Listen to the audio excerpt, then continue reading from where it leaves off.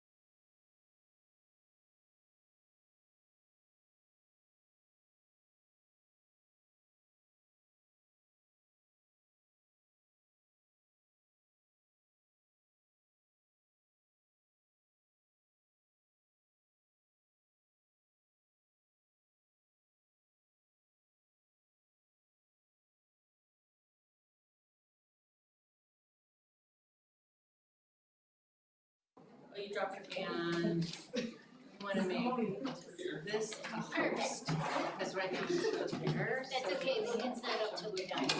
Just flip it, and Benzie's not gonna be there. But for y'all, it's not give it down, so. For me, it goes faster, that's why we started. Your document? Yeah. I loved it when I read it online, but I read better on paper. It's really a good So job. I printed it and I never got to it, so I carried it down. To And I get was these gonna other show codes. you guys before Oh, okay. Well, I didn't know if you wanted to do it or not. No, I love it, I really love it, I was like, let me read one more time.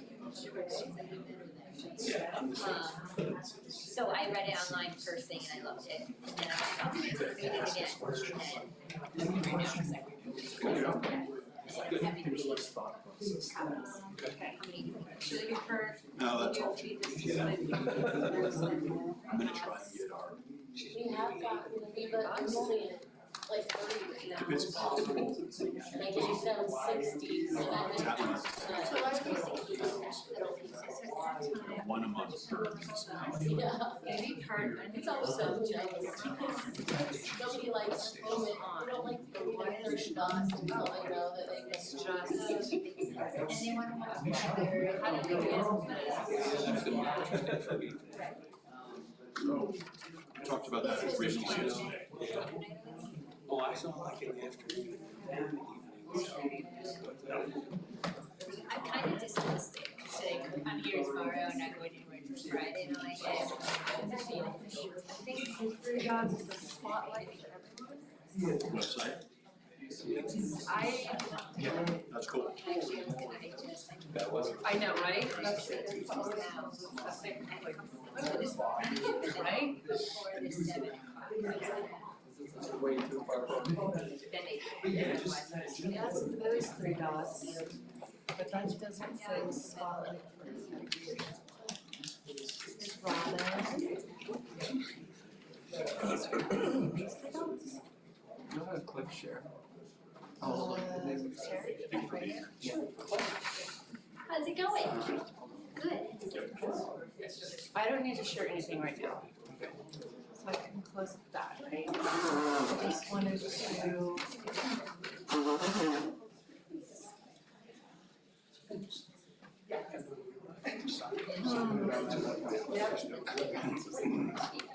I did. How are you doing, Rick? Pretty good. Yeah? There's nothing nuts in me, I'll be all We right. are live too, just so you guys know, we're Can I unmuted. ask you a question? Absolutely. This is easy. I just thought I would make a couple of comments today, but if that helps you. I just. I'll give you some Thumbnail. I've got a reminder to discussion items. Video. They're not Thumbnail. And then I just. Oh, maybe it's over in your packet. And then some of my references to enforce it, talk it out sometime. The job was here. As you make the distinction between fire code and the state resiliency code, okay? That's what you need by your pen, my. You have it there? Reference the quote in there too. It's all right. Yeah? Good. That's good. Actually, Good, thank you. let me ask for a. Okay. Let me just, cause I kind of say. Well, it's not. I mean, I can describe what Breckenridge. I did that for Amy, I don't have to. Security. Not only am I on a different side, but. Yeah, you're on the way out or something, and near the door, they put you.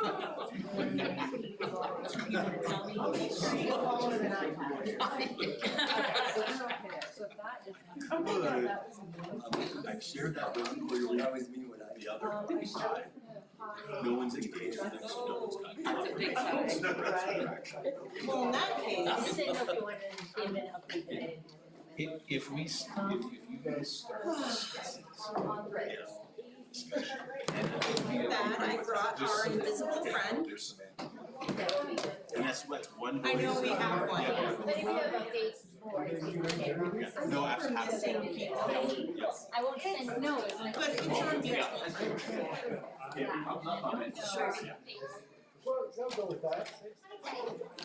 Easy going.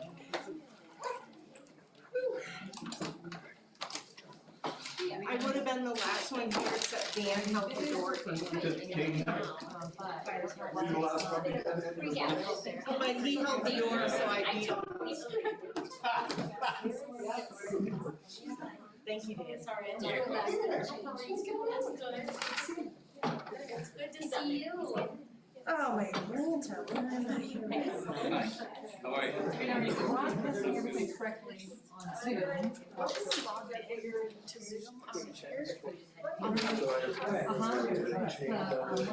And then it's just now I went in, Yes. and there's like That's what she sent me. four. Just reading it. Yeah, it's not like your letter. So I tried to break it out and put it into the form, but Is Oh, the that's back of all. the camera Yeah, connected? I did a Is there call a to blocks. yeah. It shouldn't be because the Zoom is showing. Yeah, your bio. Yeah, we're plugged in there. It's just not showing. And that's okay, they can get started. Zach is not on mine, but. Look at these charges Oh, was he- and that debit card. He was questionable until about 6. Let me know when you're ready, okay? This is fine, I might just be sitting here troubleshooting a little bit, but everything is working totally fine. Just a display issue on the TV is all, so. So we can open it up and get rolling? Absolutely. Cool. Hi, everybody, it's 4:32. We'll go ahead and get the work session for the Frisco Town Council going. And today, our first order of business is going to be fire code discussion. And with that, I'm gonna turn it over to Scott. Yes, so we are gonna have Scott Benson primarily lead this. I just had a couple of reminders for the council. First reminder for you is that Scott, there's the International Fire Code, the 2024 version that we are looking to adopt with all of the normal international codes. So we're not looking for you to make a decision or a vote tonight on anything, it's just a work session. But we do want you to be informed, and this is a good opportunity for Scott with Summit Fire and EMS to provide you what their proposed amendments are. So those amendments would be following, if the town were to adopt those amendments, then the International Fire Code is followed with the amendments incorporated that the town chooses to adopt. So like our energy code and other codes, amendments are optional to towns, so you can choose to hear, after you hear everything from Scott, we definitely would encourage you to ask questions if you have them. John Schumacher is here if you wanna ask him anything from his interpretation and reading of the proposed amendments. And also, you can 100% support the amendments, tell Scott that tonight. You can tell him you have concerns. You can discuss this at another meeting we can put on the agenda amongst yourselves. So lots of options for you. This is really your first informational kind of chance to hear what they're proposing, again, for their amendments. Most of this, I believe, is gonna be concentrated on that, but we also wanted to note that we have the state resiliency code. We hear a lot about the WUI and the wildfire urban interface. That is another code that is in Colorado required to be adopted by towns. There's some other discussions going on about that, but staff is tracking that and working on that on our end also. So just wanted to point that out for you as far as kind of the realm of Summit Fire. And then what the council adopts is what Summit Fire is authorized to enforce.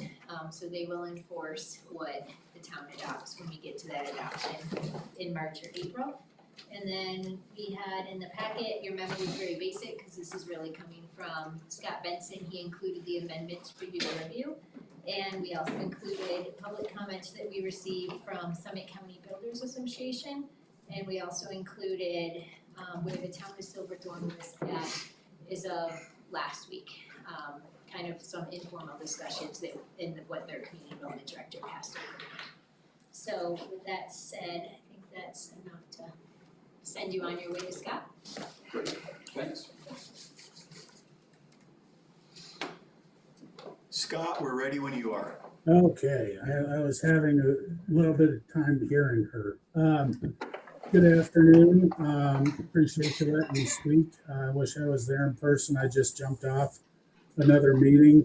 Has everybody had a chance to review the code adoption packet yet?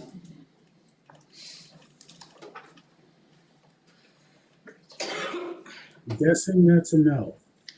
I can't really hear you. Oh, sorry. Hold on, It'd be let nice us, if you were here in person. I'm sorry, say that again?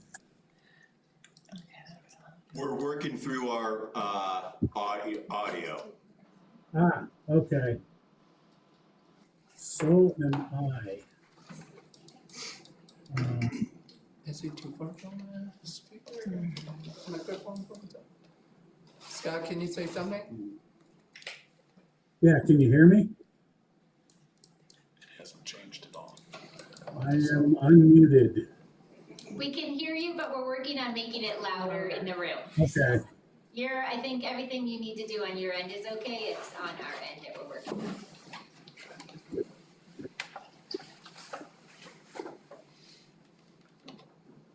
Right, can you try to, yeah, Can you can hear you me say now? something? Changed at all. Check 1, 2.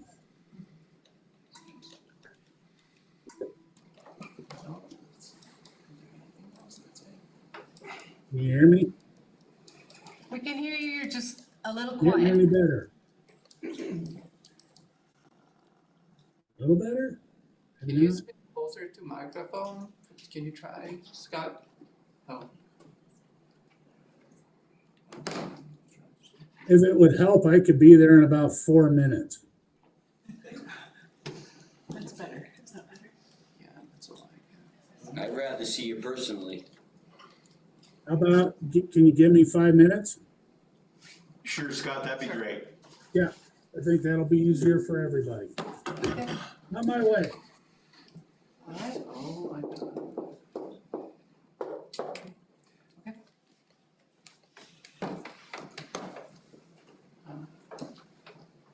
For those of you online, we're Now gonna take maybe we should talk about the ICP. 5 minutes. Yeah, let's talk about that. We're on time, unfortunately. let's see, Why don't you Talk have, about that. why don't you have Robin Yeah. unmute and see? Robin, would you mind unmuting and speaking in so we can see if we can hear you any better? Oh, you're still muted, Robin. Can you unmute yourself? There we go. Oh. There we go. You hear me? We can hear you pretty well, I think. I don't think it's any different. No. You're cutting out a little bit, Robin, but I think that's just connection. Yeah, I think my internet's not the best, and I'm trying to figure Yeah, that no, out. I can actually hear you better, so you're good. Okay, great, thank you. It's, okay. He'll be here tonight, so. Oddly enough, it's the same way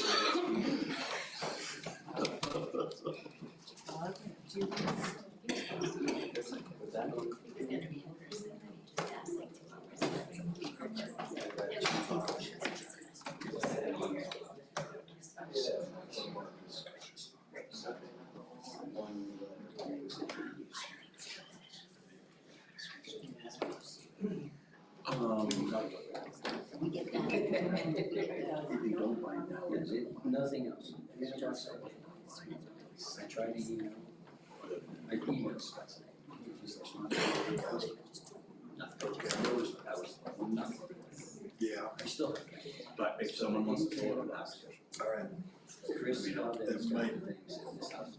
might be a discussion, but we could talk about that during work session. Absolutely, yeah. But that was where. Absolutely.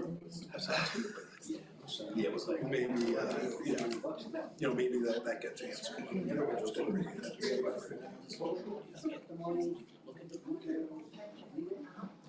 No.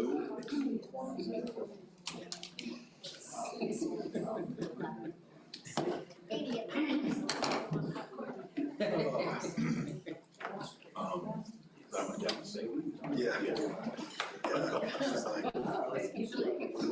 Yeah, like that. A lot of places. Mhm. And then can't do anything out there.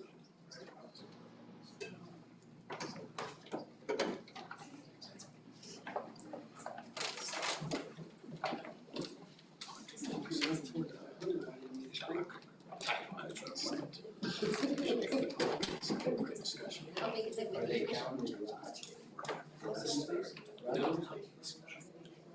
Perfect. That may be where it all gets handled. 4,000, 6,000, you just need a 5/8 drive. It's fine. That's, I totally agree. I totally agree.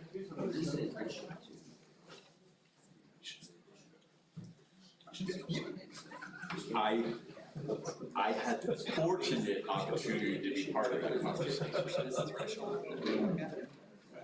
That's probably what they're saying, is that you tip them at 50%. And is it that we already have?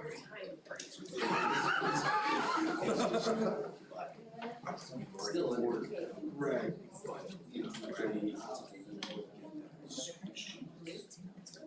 Retire.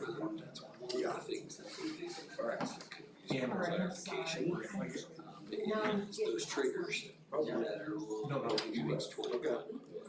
Even it's modified. Oh, yeah. That's Okay. Well, that's good.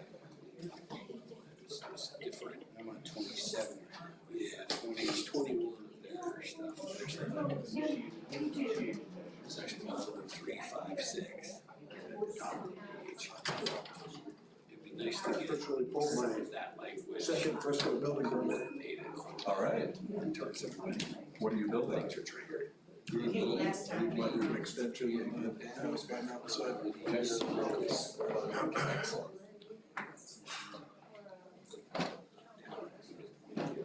Just heard today. So Katie and John, All over. I've never met Scott, but I'm just gonna say this right now, like, I need I fire. think we are live, just to.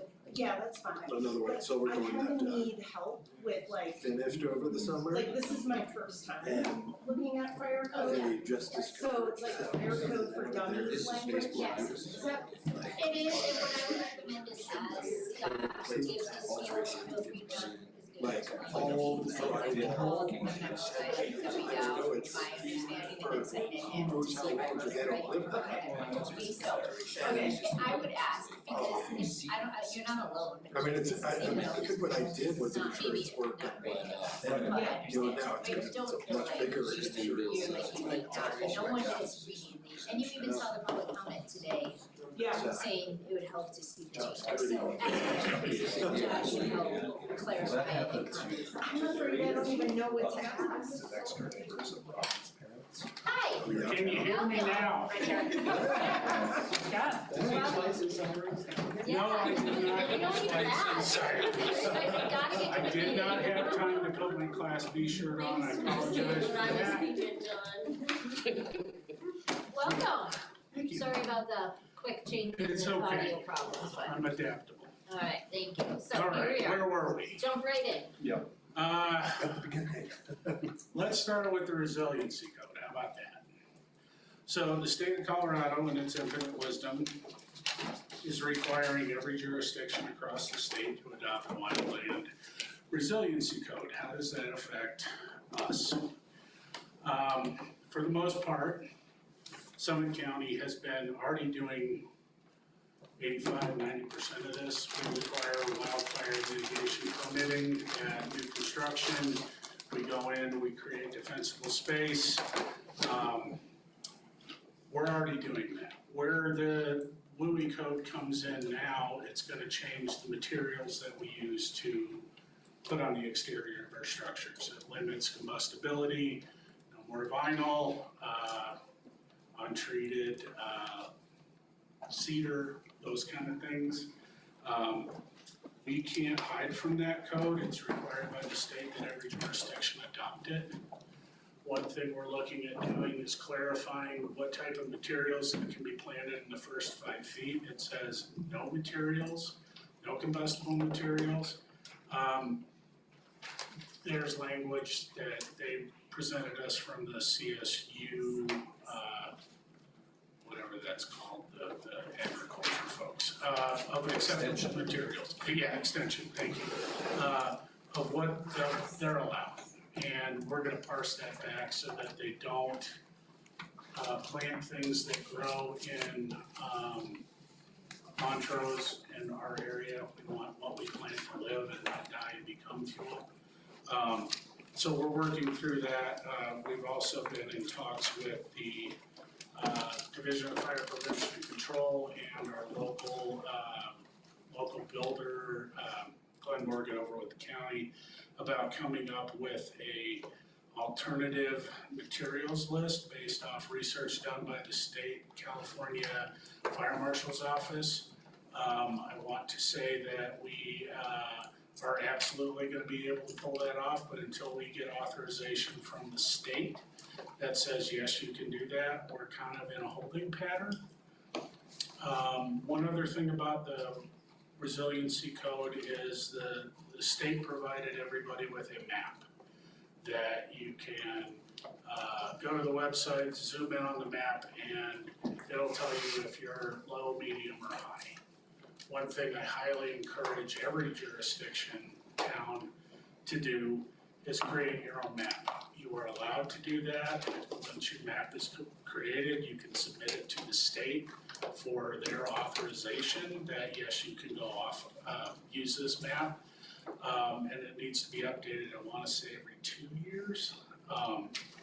There is a provision in the resiliency code for ground truthing. What that means is they tell us, and we haven't sorted all through this yet, but we will send our wildland division out to actually take a look at the actual property itself, and we, given the right education, which we haven't had yet, we will determine, yes, this meets this, or no, it doesn't, here's how you get there. Questions about the resilience? When you talk about map, you mean like the town, like in surrounding areas as Yeah, well? well, Okay. there's one map that the state has created, that's the whole state. Right, but we should have our own. It Well, we takes- have a town. Yes, We have a town. It says high fire, district in the middle, it's low. right. So we have a town now. We would need to submit that to the state to get them to sign off on it, because this is all new.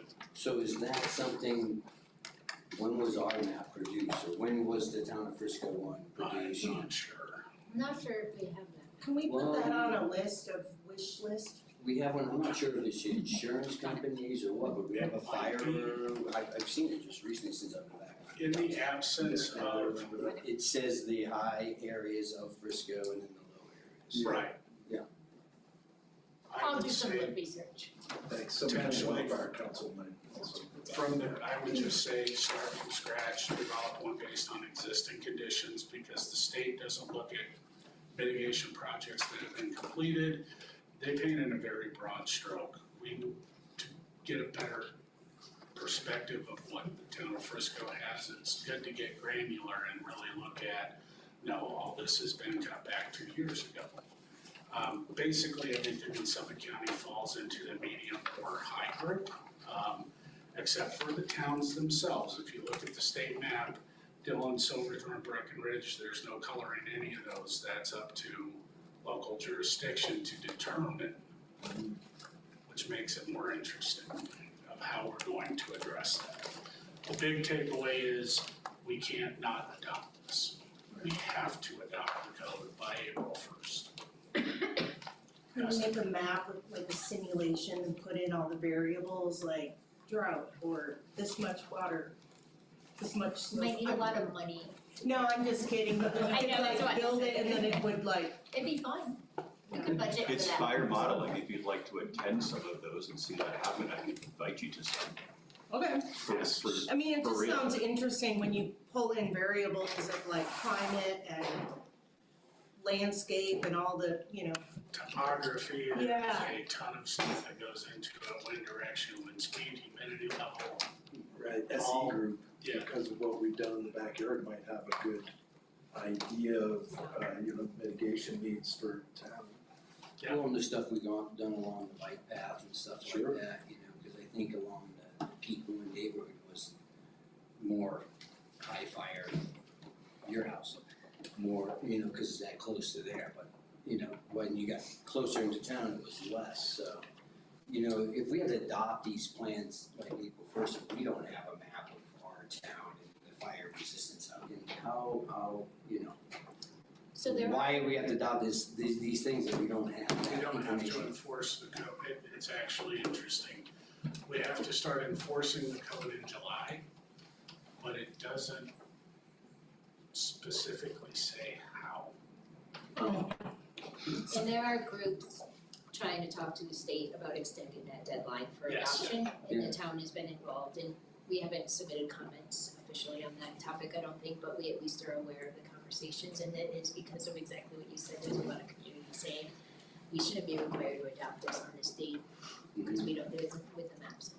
So, there's a chance, I would say, it would get extended potentially, the timeline would adopt, or you might have more info. No, I read through that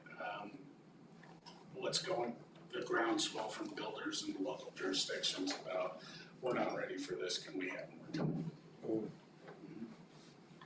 I don't have a dog in that fight either.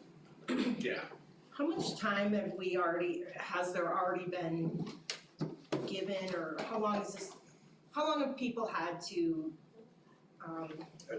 adopt?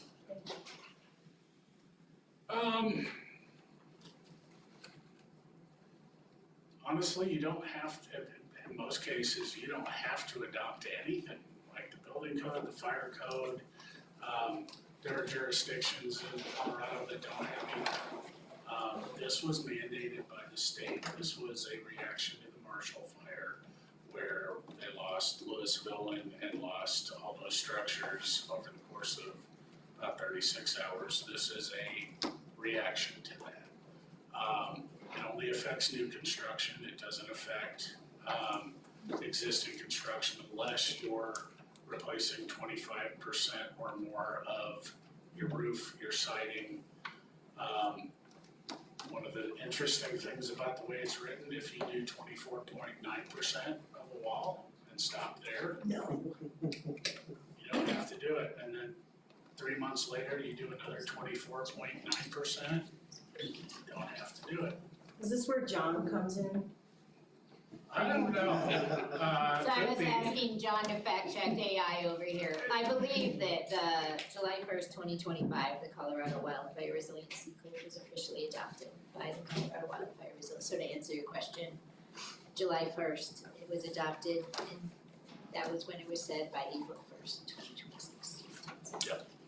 And is John the one that's checking on the 24.9% siding replacing? Like who's assessing that? Who's Yeah, making when the you decisions? put the plan in for building permit.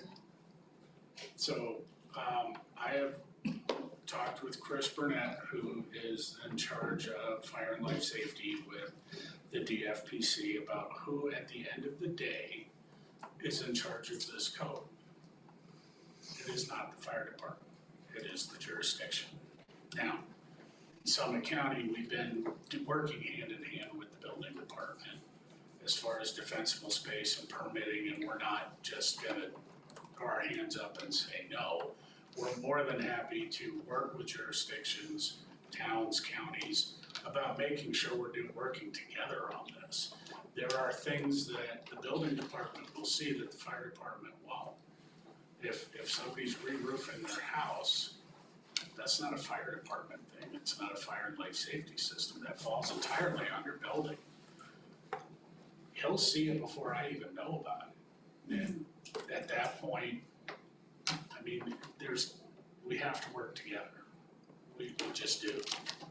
I don't have a clean answer for how that's gotta look, other than we're not gonna leave building departments out on their own, because there are parts of the Louis Code that speak directly to the work we've been doing for years in Summit County. Okay. Other than ultimately it will fall on me, it will fall on the town ultimately. Right, and we will work in coordination, but the responsibility ultimately at the end is on the jurisdiction to take care of that. So. When I brought up to the state that what about special districts, it kind of looked at me like, well, that's a different conversation, because Summit Fire oversees multiple jurisdictions. Whereas Dillon, Silverthorne, Heaney, Montezuma. We can't be responsible for all of the building side of that. We just, we're more than happy to do our part with the wildfire mitigation part.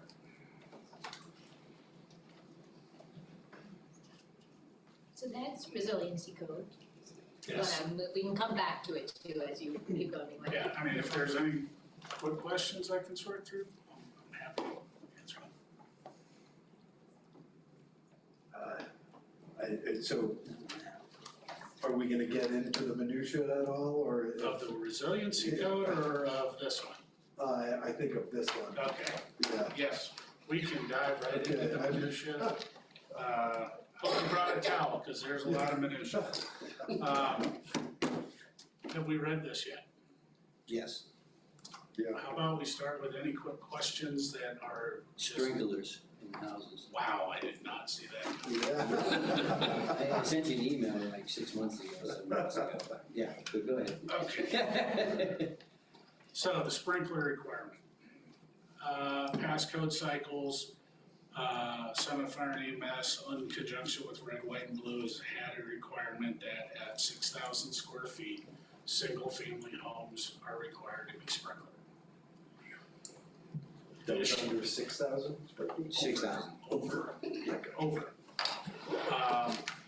This year, in consultation with Red, White, and Blue, we are asking the jurisdictions to lower that threshold to 4,500 square feet.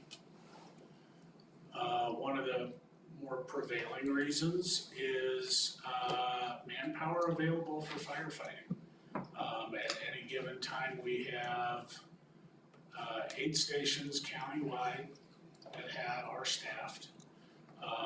Any event that we have involving a structure fire, we're not gonna pull every firehouse. We have times where multiple events happen in the county at the same time. We have to be staffed to meet those needs of the community members. NFPA standards require that at 4,500 square foot home, have 17 firefighters, including command staff, on scene to mitigate the fire. 17? 17. Yeah, I remember we had a voluntary staff. And you'd get 30 or 40 that showed up. And I mean, I've been a volunteer for 18 years, and being in the station, getting the phone calls, hey, is this a real fire? I'm not coming in unless it's a real fire. Sadly, those conversations happen. This gives us the opportunity to meet the requirements of the NFPA standards. Side note, working on my doctorate in forensics right now, but I can show you videos where in a 12 by 12 room, ordinary combustibles, a spark happens, it catches fire, it goes from a fire in a room to a room on fire in 3 minutes. Sprinklers stop that and slow it, or don't stop it, it slows it tremendously. Gives fire department time to get there, protects lives. I did my own research through Summit County, looking at the average per square foot price for a new construction. It's right around $800. Give or take, I mean, what kind of car, you can get a Ferrari, you can get a Yugo. But your per square foot price, sprinkler systems are about 1% or maybe less than the total price of the home. I understand cost is a factor. We're not requiring these in what I would call workforce housing, 2,000 square foot where people can actually afford to live there, that have middle income jobs. I know varying opinions exist out in the community about what affordable is. I can only go off of what I grew up as what affordable is. But we're very aware of, we don't want to drive the cost of construction up, especially for locals that want to buy a home here. That's why I think 4,500 square feet is a reasonable accommodation. So when we talk about like affordable housing, you know, buildings or like a complex or multiple units. I'm just so uninformed about all of this, but, so when you build a building like that, like 602 Galena, for example, in that building, like, there are fire mitigation requirements to that building. Is that appropriate for that style or that type of structure? So there's a distinction. We're talking, the sprinkler requirement is only for single-family homes above 4,500 square feet. Okay. When you have a multifamily development, take Base Camp Lofts, 185 and 175 over that way, 602 Galena. They are apartment-style living or townhome-style living. Those fall under the fire code already and are required to be sprinkled. Okay. This is strictly for single-family homes. Traditionally, the International Residential Code, it requires every building to be sprinkled. For years, across the country, they amended that requirement out. We had it at 6,000 square feet, we're asking to go back to 4,500. This doesn't affect 2,000, 3,000, 4,000 square foot homes. It's only when you get, and only homes or duplexes, it's only when they each duplex, for example, is actually two separate homes. And you could have 4,000 feet on one side, 4,000 on the other, because there's that fire separation in the middle, doesn't require a sprinkler. Okay. So, I'm doing an addition on my house. Okay. And, it's an old, historic cabin. And, I guess it's going over to 50% of what the cabin used to be. Yep. Of course, yeah. How big's your cabin? Huh? How big's the cabin? 1,200 square feet. Okay. So, the, addition, I'm a working class person, been living here for a long time. I have 2 kids now, I'm trying to expand the space for the kids, because they're driving me nuts. And, sent in the $300, brought it down to the fire department, never got a response from you. Chris Valdez got a response, says this house needs a sprinkler, and that's the only thing I've gotten. And I'm looking at the 6,000, way under 6,000, way under 4,500 square feet. So I'm I'm at 50% because of the cabin, of course it's tiny. Right. And I know 2,400 square feet, 25, like you're saying, is like the working class family house. Right. I'm a working class family, and the house is a little bigger. What response should I get from the fire department about why my house needs a sprinkler system, as I emailed you and asked you why? What paperwork do I get that says, hey, this is what you should be, this is why we're thinking? Dana, let me ask you a question. How big is your house? How big is my house? I live in a 960 square foot house. Is it under 4,500 square feet? It's under 4,500 square feet. Does it need a sprinkler? No. Done. Well, it's an addition though, and the addition on here says if the house is 50% more than the house that's on there. So, let me see. So that's what I'm kind of wondering. Yeah, if you're at 1,000 square feet. Yeah. And you're putting 3,000 square foot addition onto the home. You're at 4,000 square feet, it doesn't need a sprinkler system.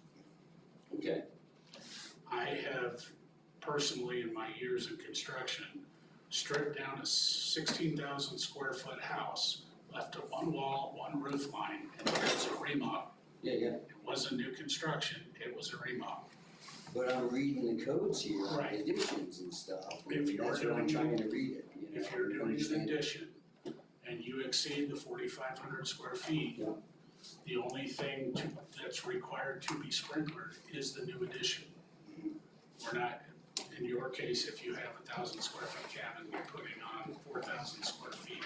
The only thing required to be sprinklered is the addition that you're doing, not the original construction. So how do you determine square feet? Garages, are garages in the square footage? With no Yes. living space above it? Yes. Okay, because that's, to me, that's not living space. Right. Well, it's a car Unfinished basement, is that? Unfinished basement? No, that actually wouldn't be, but to that end, I would also say that I would be, if it's a crawl space that's 6-foot ceilings, no. If It's a 10-foot. if it's got a pad formed and plumbing stubbed out, ready for, it to be completed, that would give me a moment of pause, but I can't go on. But it's still under multiple- 4,500, I'm still under 4,500. If it's still under 4,500, you don't need a sprinkler system. But it's 6,000 that's on the thing right now. It's 6,000 right now, we're trying to lower it to 45. Yeah. But you're saying you were told you do need a sprinkler? Yeah. But you're saying. So you could refute that. Well, I just never got a response from Scott from Was you. it directly to me, and if it was? Yeah, I went to Chris Valdez in the town, and then she just sent me the email. Okay. But I emailed you to ask you And never why, got a and response. never got a response. And never got anything back from the fire department at all on that, so. You When know, I- this is what we're I hearing, apologize this is for not kind of what getting we're back to you. hearing from people, it's hard to work with the fire department.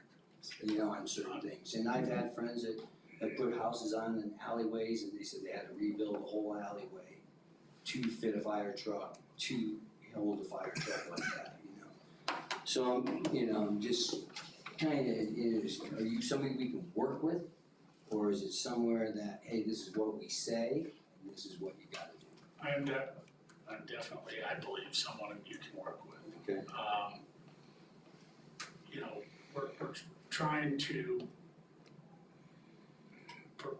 provide a level of resiliency to the community through this lowering of the threshold that protects life, property, and especially given the current conditions, over in Gypsum where I'm a volunteer, I've seen houses start lighting fires. And I'm not trying to say the sky is falling, but looking outside, it's pretty sporty for that coming up this spring. And yeah, the weather's gonna change and it's gonna get better. We're gonna have really wet years and plenty of snow. At the end of the day, for me, I'm trying to do what's best for our communities and provide that resiliency and meet the needs. Well, I appreciate that. Can I ask a follow-up question? You mentioned this is just residential. Is there anything with the commercial, or did that get taken out for occupancy levels? Could, in the amendments, could trigger sprinkler systems, or is it just changes made to residential, no commercial? Just residential. Commercial side, it's already addressed in the fire code. The big thing is the residential code. It was in there, it got amended out. It was 6,000 square feet when I started here 8 years ago. We're just trying to bring that threshold down to reflect the available personnel for the fire department, provide a higher level of resiliency for the community that protects everybody. Do we, I guess Rick and Scott, you both probably know, but how many fire personnel or EMS like combined total for the county? Do we know like how many? Uniformed firefighters? Yeah, About 130. okay, just trying to put this all in my brain. That's total on every day is approximately 45. And is that Paid or Summit Fire volunteer? District or both fire districts together? Okay, got it. There are no volunteers left in Summit No. County. Okay. In Eagle County, there's only Gypsum Fire, which is who I'm affiliated with. I got a question pertaining to. Sure. I might have seen this somewhere else in here as well, but for this particular, it's chimneys and heating appliances, chimneys and fireboxes for solid fuel burning appliances shall be inspected annually for soundness, corrosion, proper support, and freedom from combustible deposits by a qualified individual or company. A certificate of inspection annually for every new building? Correct me if I'm wrong, we aren't allowed to put in solid combustible fireplaces, only pellet stoves and wood burning stoves. You can still do solid if it meets EPA requirements. the ones being built, house being built right next to me is putting a solid fireplace, and I thought they were outlawed. I was amazed. So did I. I was amazed. He's putting in a wood for your fireplace, not a pellet, it's a wood. So creosote chimney fires are a real thing. I've probably done 20 in my career as a volunteer, and that's not being on all the time. Requiring these systems or these flues to be cleaned and inspected, it's gonna save the structure. I don't know the certification mechanism of that is a little tricky as far as who's authorized to do it. I'm a DIY guy myself.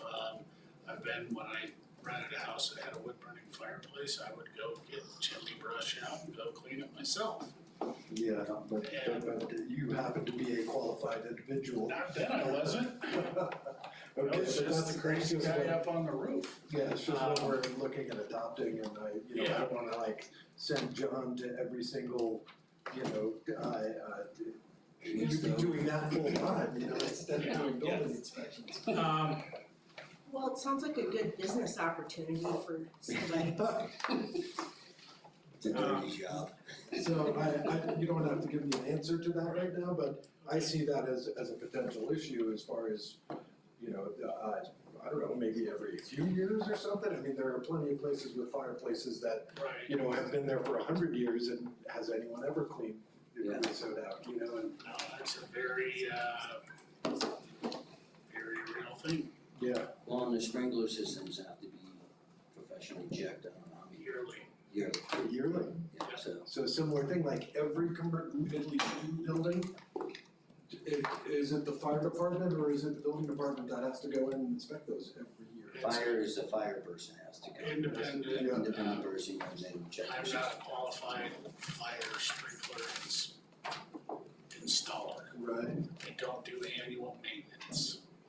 I verify that the plans meet the intent of the fire code, and I inspect to make sure that the sprinkler install meets what was on the drawings. Sure. And that the owner of the building got what he paid for. Maintenance is done annually by a certified contractor. The thing about single-family homes is they meet the requirements of the Fourth Amendment. I cannot badge my way into a house and say, I shall inspect your premises, nor would I want to. Right. If you invite me in, I'm happy to come in, but I can't force my way into a home to inspect their sprinkler system once it's been signed off. Right, and just from there, does that lay on Katie as far as, are you supposed to be checking that every year these things are inspected? It would not be certified. Well, fair, So, right, but I can tell you what happens. You'll get every time we permit a system, it goes into a program called the compliance engine. It's where testing and inspecting paperwork gets filed. Once we alert the system that there is a sprinkler system in this home or in this business, based off the date that report was filed, in 11 months, it generates hey, you're up for your annual inspection, and it's got my name on it. Interesting. I send myself nasty grams to myself through this thing, to the fire department that says, I need my annual done on my alarm system, I need my annual done on my sprinkler system. Wow. Okay. And that goes out into the world. I mean, from the perspective of owning a commercial space, I mean, we have to get yearly. But on another note, where I grew up in the Upper Peninsula of Michigan, I lived in a tiny cabin with a wood stove my entire life, and my dad cleaned that thing every year. And there was a lot of chimney fires, like historically in my community, people lost their homes, but it is. It's a real, It an happens, issue. it's a thing. Yeah, but for me, it's really just how are we enforcing that, and who's enforcing that, and as we adopt this sort of thing, are we then, it's the whole idea of subtraction and addition, and I we almost- can't just keep adding onto everybody without subtracting something. But I also wonder, and this is coming from somebody that had a house fire not too long ago, when this happens, like with the forensic and the whole detailed, everything that they look at, and then you go to your insurance company, and I'm wondering, are these things, like, did you do this? Cause your local fire code or your state fire code says you must be updating this stuff. I'm just kind of It's spiraling. a good way for insurance to Not not pay pay. out But it's if also. you didn't follow the code. But I mean, I think if you owned, you'd wanna do that to protect your home. You should do that, cause that's your investment, and these codes are established through, data and evidence that says, here's the best way to, protect homes in the community and mitigate all kinds of, I don't know, I'm rambling. Yeah, well, no, insurance is, is probably the way you could get bitten by not staying current on these things, because then they'll decide to not cover you. I'm just wondering, like, what part of responsibility is on the homeowner? Yeah. Well, one thing you brought up, you can't just keep adding and adding. This code cycle, Chief Nelson and I took a very hard look at our code package amendment from last year. And because we've always done it this way, it was not a good enough answer for him or I.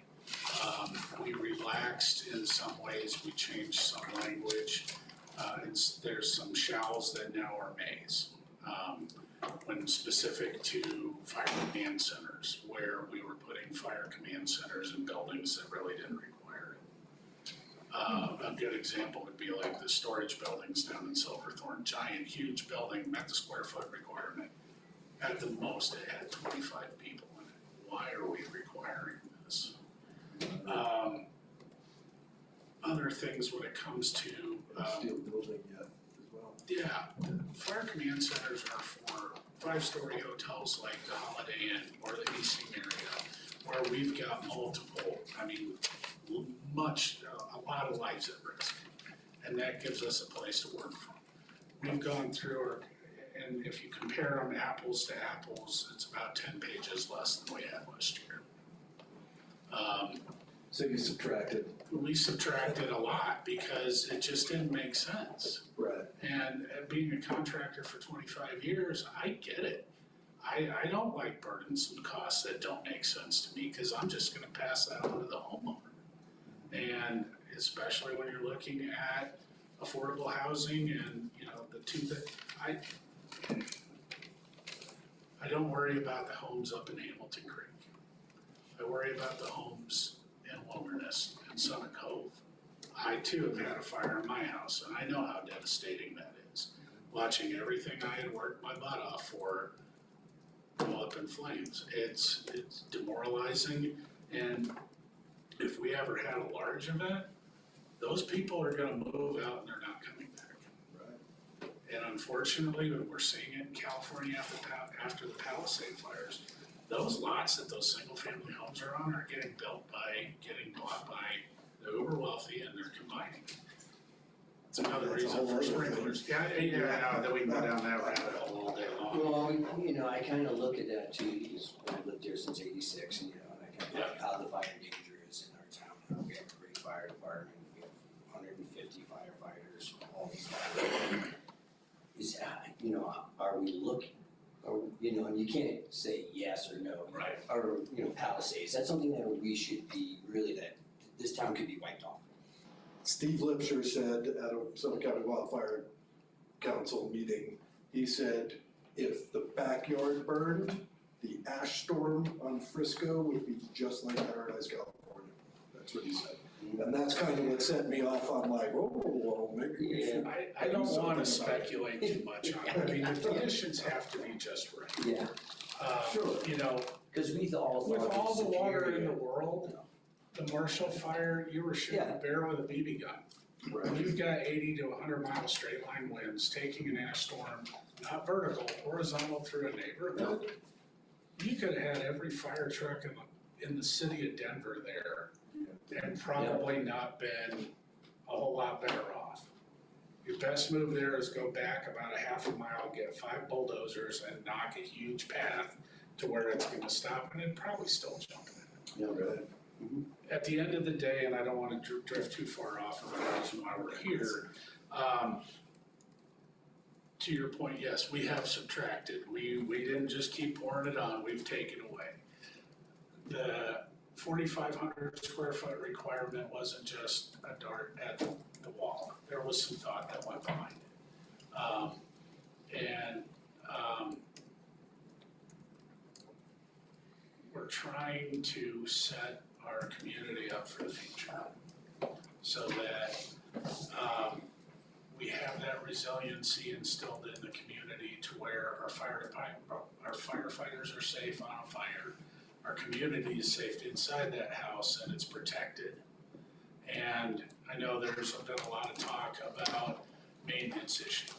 I haven't seen a whole lot of leaks in sprinkler systems that are well maintained.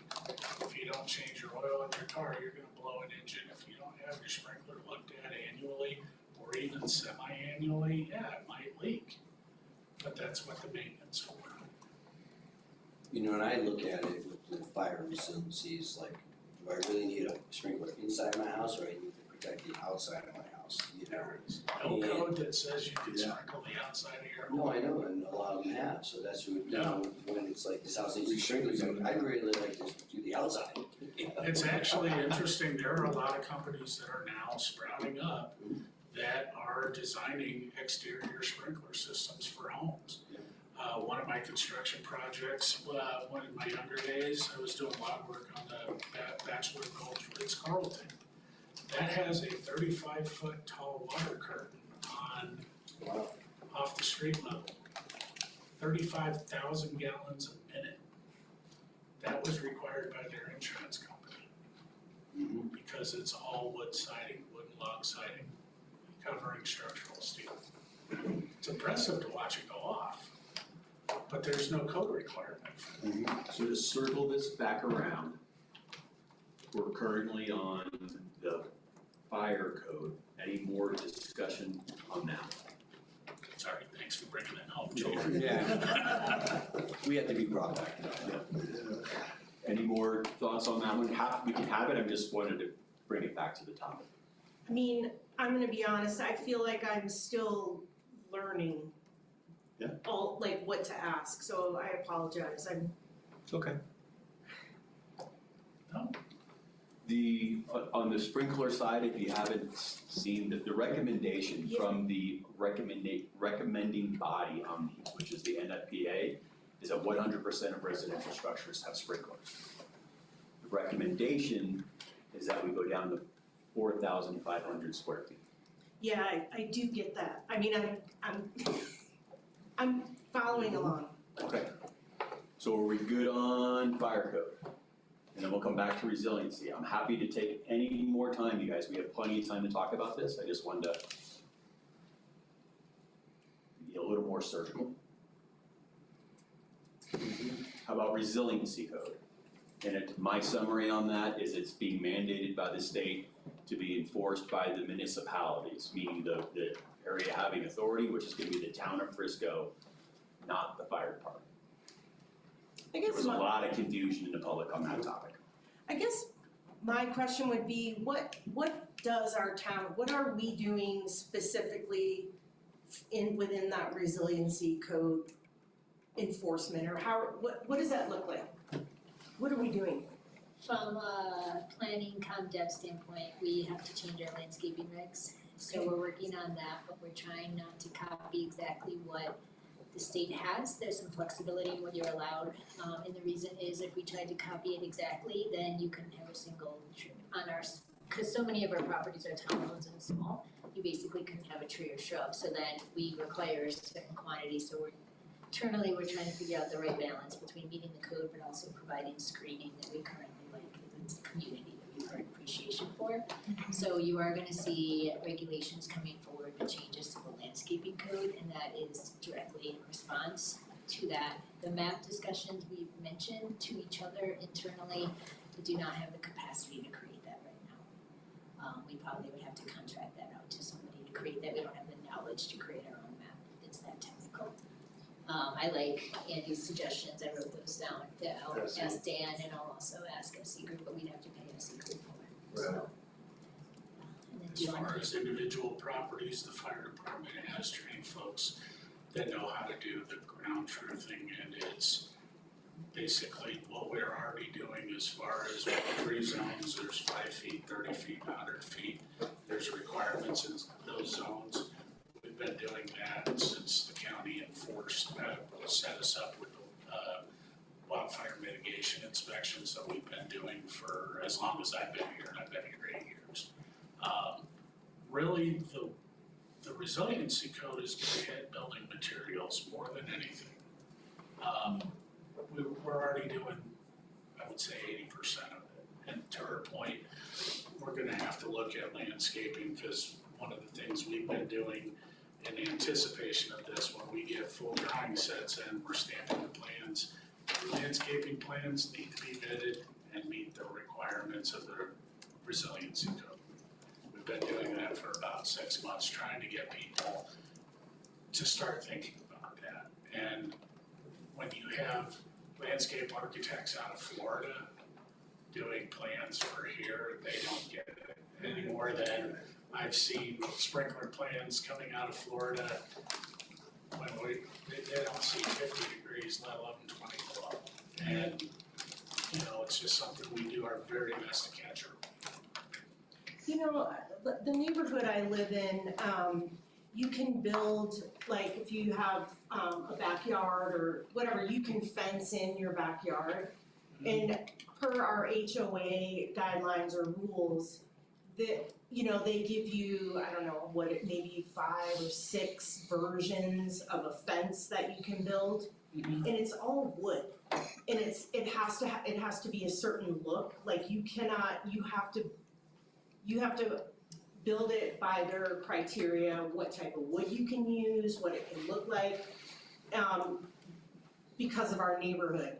But like, I think about where I live on the edge of the national forest, I built a fence, but I don't know, I'm becoming obsessed with this wildfire stuff, and like, I think about all the fences in my neighborhood, and I'm just wondering, I don't know, I'm just rambling, but like in the future, like I would like to go to my HOA and be like, hey, can we build with different material? Because if you look at my neighborhood, it's like, you know? Yeah. National Forest. I mean, everybody's got a fence, and it's like the pine beetle, you know, Yeah. wood, it's. Well, the resiliency code talks about, I think it's 8 feet off the structure, it has to be non-combustible. So, Interesting, okay. Summit County Wildfire is shooting for 15 feet from defensible space around your house. You know, I built a fence around my backyard, I used the hog wire, and I see that it's where I got the idea, because I like the fact that you can see through it, and it doesn't make your backyard look small, but it keeps the dogs in. The fire load on that is nowhere near a wood picket fence made out of cedar. See, I would love that, but I'm required to have this wood thing.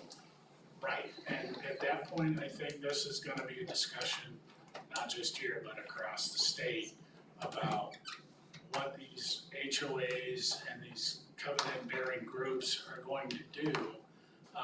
One of the concerns that, and I totally get it, I'm halfway done with a neighborhood that has this design criteria, that has cedar shake siding, board and bat, and now this new code comes in.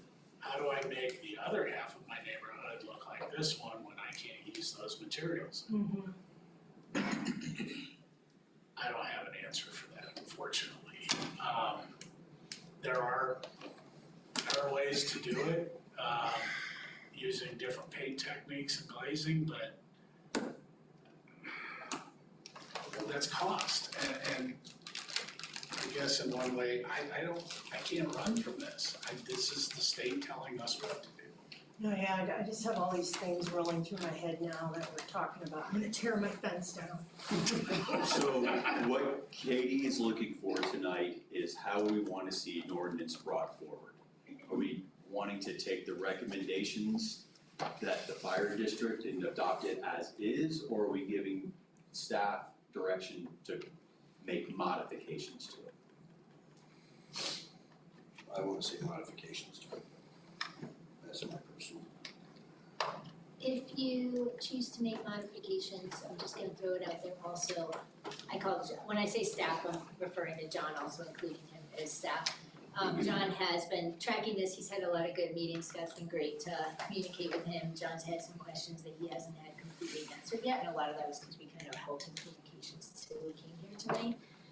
So if you're interested in the future discussions also, John had kind of a list of things that he felt he's not opposed to, then I don't need to speak on your behalf. It was clarifications of how would this be enforced. And we would, as staff, I think, appreciate maybe that discussion, but we're also being very non-biased on this topic. And so we open it up to you if you wanna hear more of those questions you have. And John's thing was in the packet.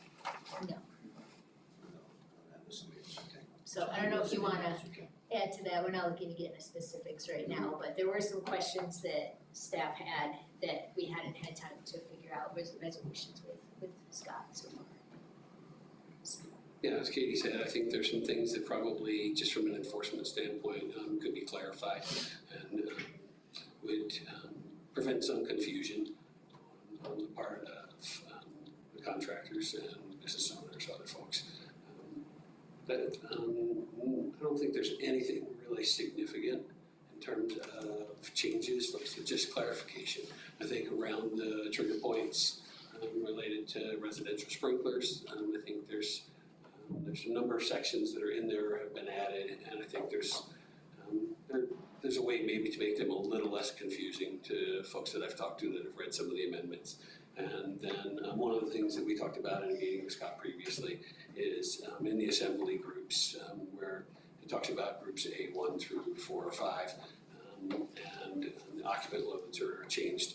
One of the things that I thought might be helpful is to also change the fire area square footage, which was originally kind of coordinated with the way the occupant loads would be calculated, so that the two were sort of coordinated by changing just the occupant load down to 50 or more, but not changing the square footage.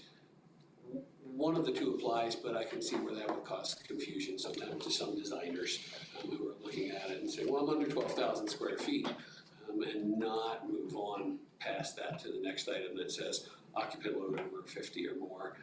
And so to not get too complicated about that, there's no way you get close to 12,000 square feet with an occupant load of 50 or more, right? I mean, so the way that works is 50 or more will be triggered at a way lower square footage. And I just think it would be helpful long-term to try and coordinate the square footages with that occupant load. So a few things like that. That just from a design standpoint, when designers are working on it, or even even the end users who are trying to understand what designers are talking to them about that, it might be a little clearer to them.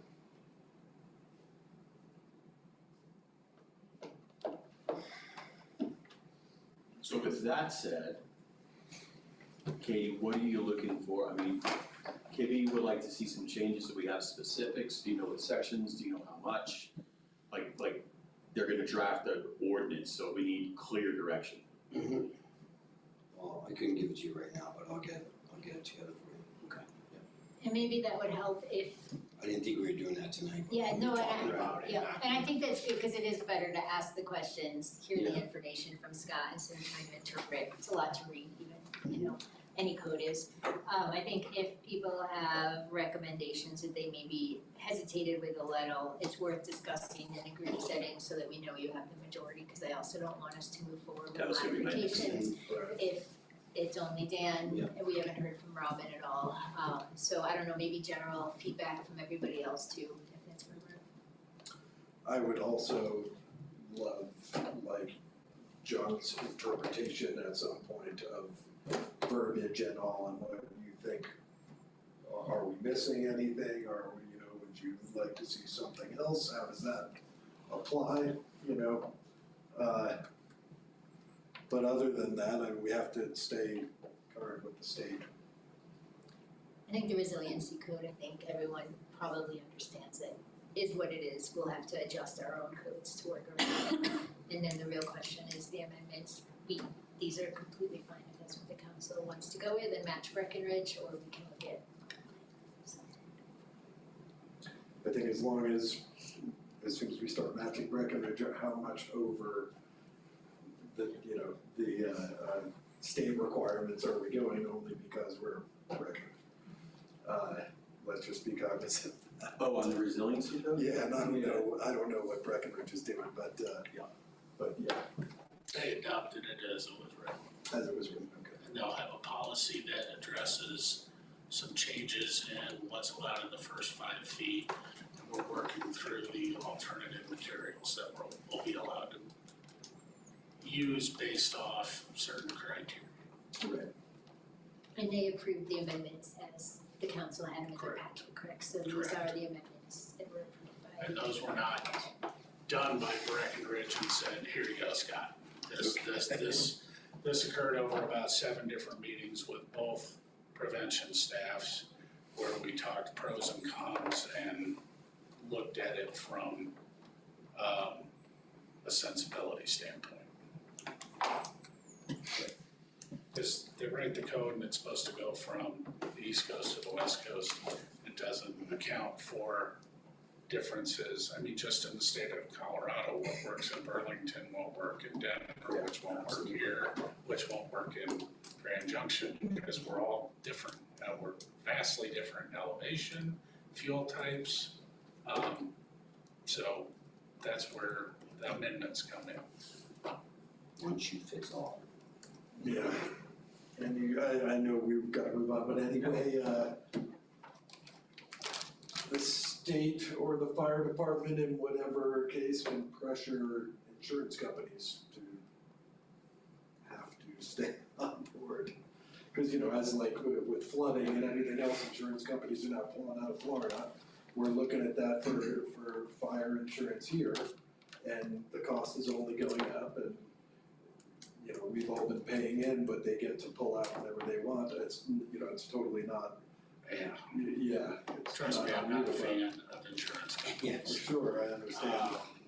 But I do think that the more we show as a community that we're invested in keeping the risk of fire down, the risk of wildland fire down, the stronger the case is for no, don't do that. Yeah.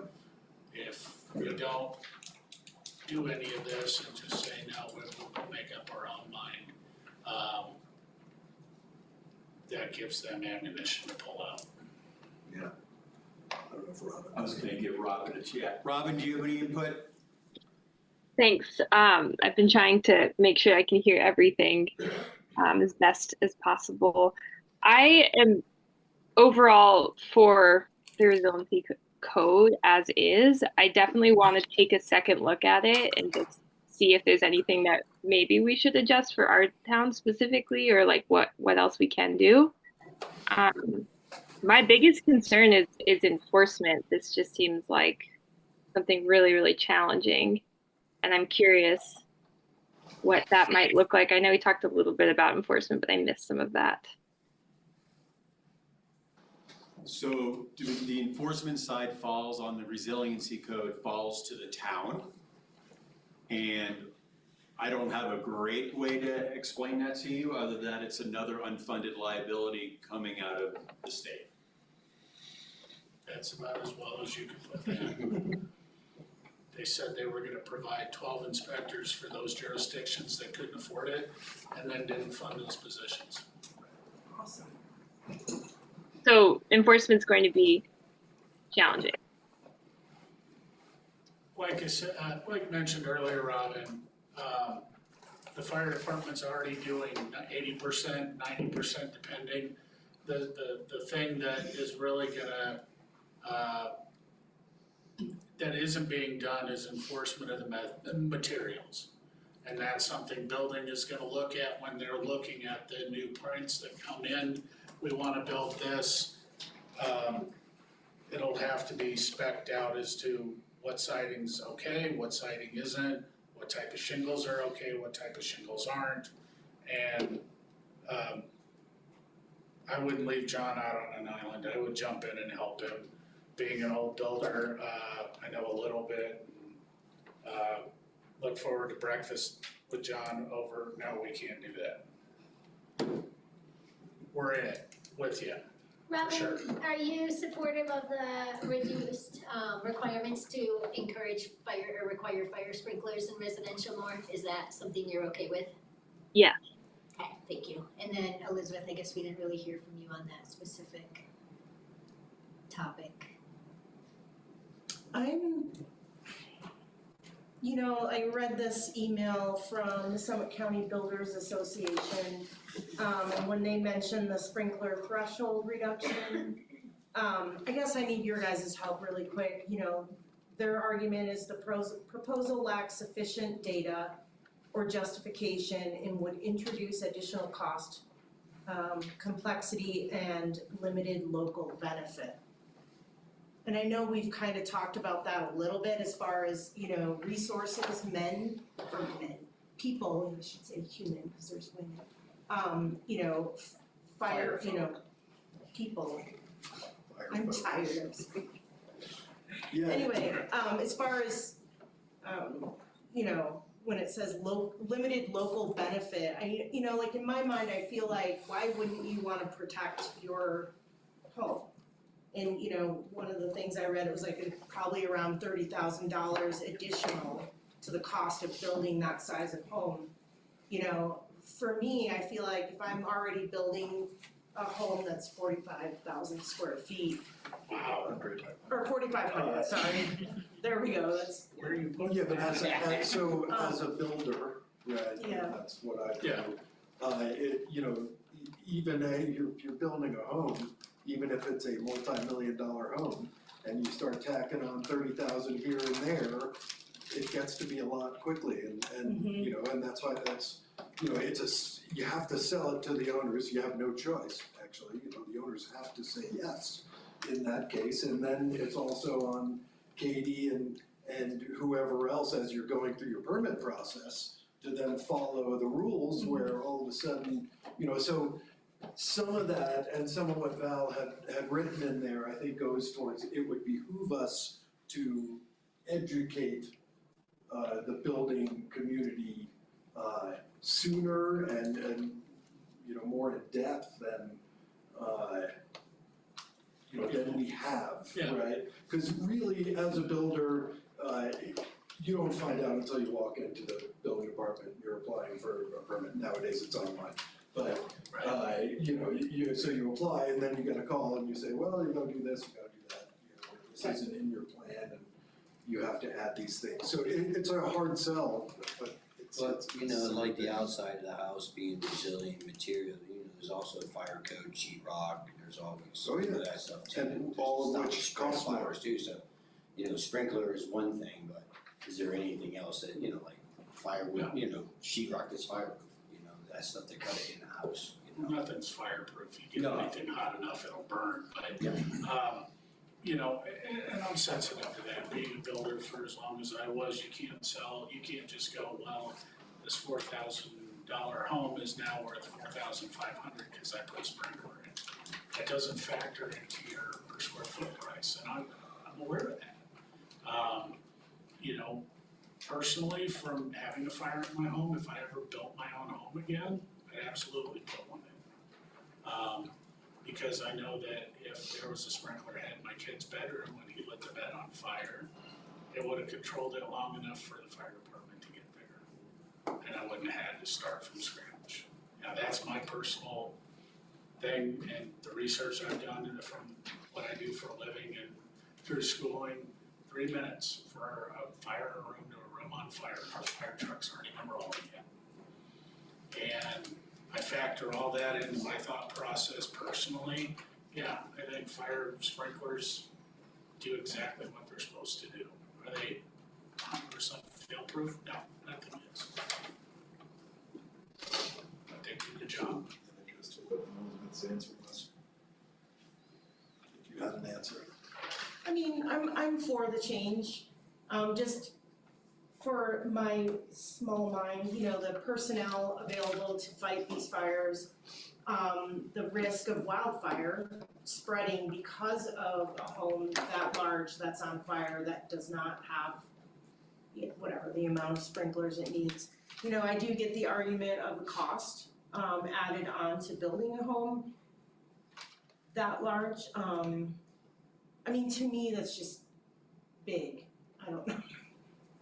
I'm gonna stop talking. I'm okay with it. So I guess the question is, do we even suggest modifications? I mean, pretty much I think most majority support, knowing we don't have two council members here. Right. So So you're good you guys tell me. on resilience, so we have, where are you? I've got Elizabeth, Robin, Andy, where are you at? I'm in support. You gotta stay with the state mandates. You have a majority.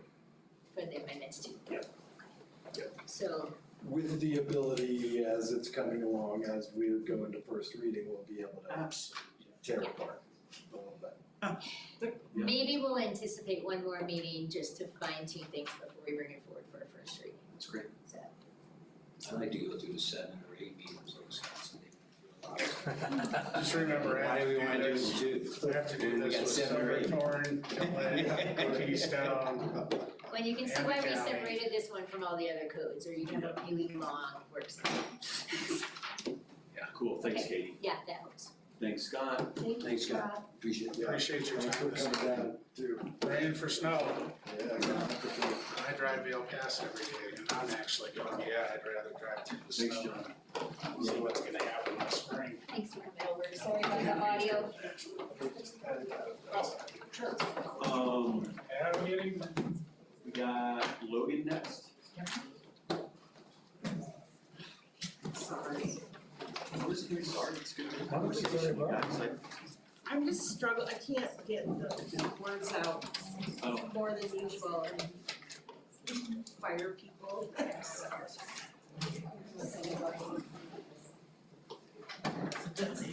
how's it going? Oh, you got some large prints there, Dave. Some are small.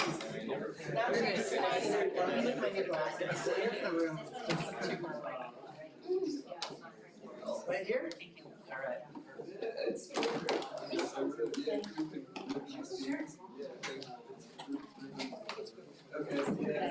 Tribes of Bass Bay. They saw that, as a House or Senate committee, but they said they said. It didn't surprise anybody. They were projecting that would happen. It's really, for the first time, getting to look at some consideration. I don't think it's got its issues. Oh, yeah. I don't know how that's a different class of property, but, you know. I'm not as For a great. community, for a community our size, now the county as a whole, I'll go 10. You're saying 6 in Frisco. I have. North of Farmington. North of Farm. Put it on the ballot. Well, steamboats. Well, but all of the village are the ones that have pushed it so far. Right, but even they were willing. Right. They decided not to. Food on the stove, So, melted. the only way that we support it is totally from a, should a whole rural municipality have the ability to do this? We don't have Yeah, any. sure, why not? No one is. Yeah. But you also have to consider that in the grand scheme We of don't have overall that. stuff we're trying to fight, right? Firemen on fire, they're looking for something. It's not like. These days, I can't think of a whole argument. People we can't find. Right. Yeah, it's like, good luck. There, right, you might If have you're the, planning a might metro have area, Denver, you might have the, it'll all overlap. Yeah. you might have enough. Here, I mean, I think by myself, there's not gonna get the same for response. instance, Frisco, there's no Up here that you would go to call it in like to Yeah, but we say still. we're against the base tax. We have You know, we would just not weigh in on it. Everybody else. They send everybody out. Statewide. A lot of different companies. No, you're absolutely right. Yeah, so as soon as something pops up, it's going around and people are like, we wanna go to Yeah. the proposition, we want to. I'll ask everybody, we have a grand tradition. Yeah. Oh, yeah. The national average. Not like you either way. Time to shoot for is And- 6 and- Yeah, visitors driving rental cars as well. ADL, I had a heart attack. Despite the fact that it's made us all rich. Yeah. Oh, that's great. There's that. Yeah, that's why I look at it. No, it's good stuff. You know, and I've had buddies in the fire department, who's volunteers. I know Marine, I know Skolsky, and and just. They all cashed out, baby. Yeah, because, new young guys come in, new regulations. And we wanna do it the old way. Right. Rock wall, he just runs through the wall. Right. With the door, I got 12 inches. Well, the I can run right through that wall. The really old way was, do you go to the homeowner who's flooded? Oh, yeah. Do you have $1,000 to pay me to fight your fire? And I kind of live here knowing that nobody's really gonna rescue me, and, I'm on my own. So if my fire catches on fire, hopefully I'm home, because I don't wanna rely on people. I grew up my life not relying on people, so I don't rely on them. I don't rely on the police station. Right. I rely on me protecting myself, protecting my home. So that's why, if you rely on people, you're disappointed. I would bet that if you surveyed our residents, your viewpoint is in the minority. Oh, yeah, I know. Just based on where people come from. Well, that one I moved here. Oh, no, I get it. Right. It's the new people. Yeah, I get That it. use the tablets. That's exactly what I'm saying. Let me see if one day I can tell you, turn on the faucet, put the fire out. Locator, you guys? I don't need AI to tell me. Perfect. And are we set? Craft that I do not I don't know where that's at. It's in the meeting packet, I just said. It's underneath all of his first thing that we were just doing. I think I'm looking at the wrong. I downloaded it as a PDF, and that helps and scroll to it. It was maybe before Val's letter. Because I just had to go online to the town government to get the packet this time, I don't, Yeah. well, no, sometimes they email it to you, but.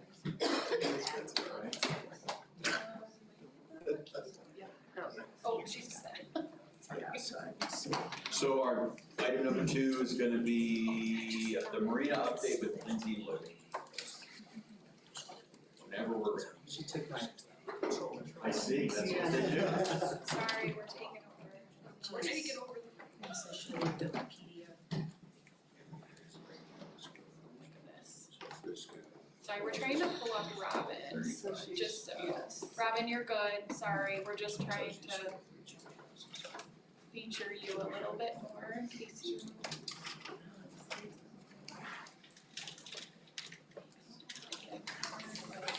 More features over there. Yeah, the command word. Yeah, but if it's gonna burn, it's all gonna burn.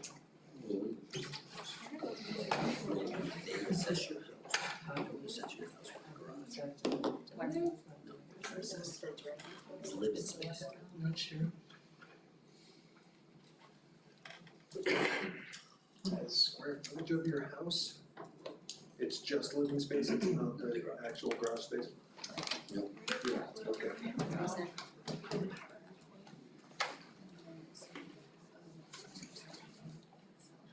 And then instead of that, is there another option down at the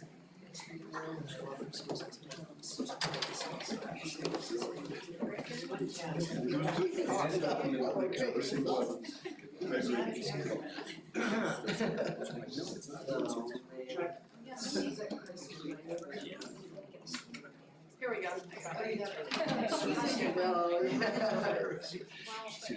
Yeah. That's old information. Oh, yeah.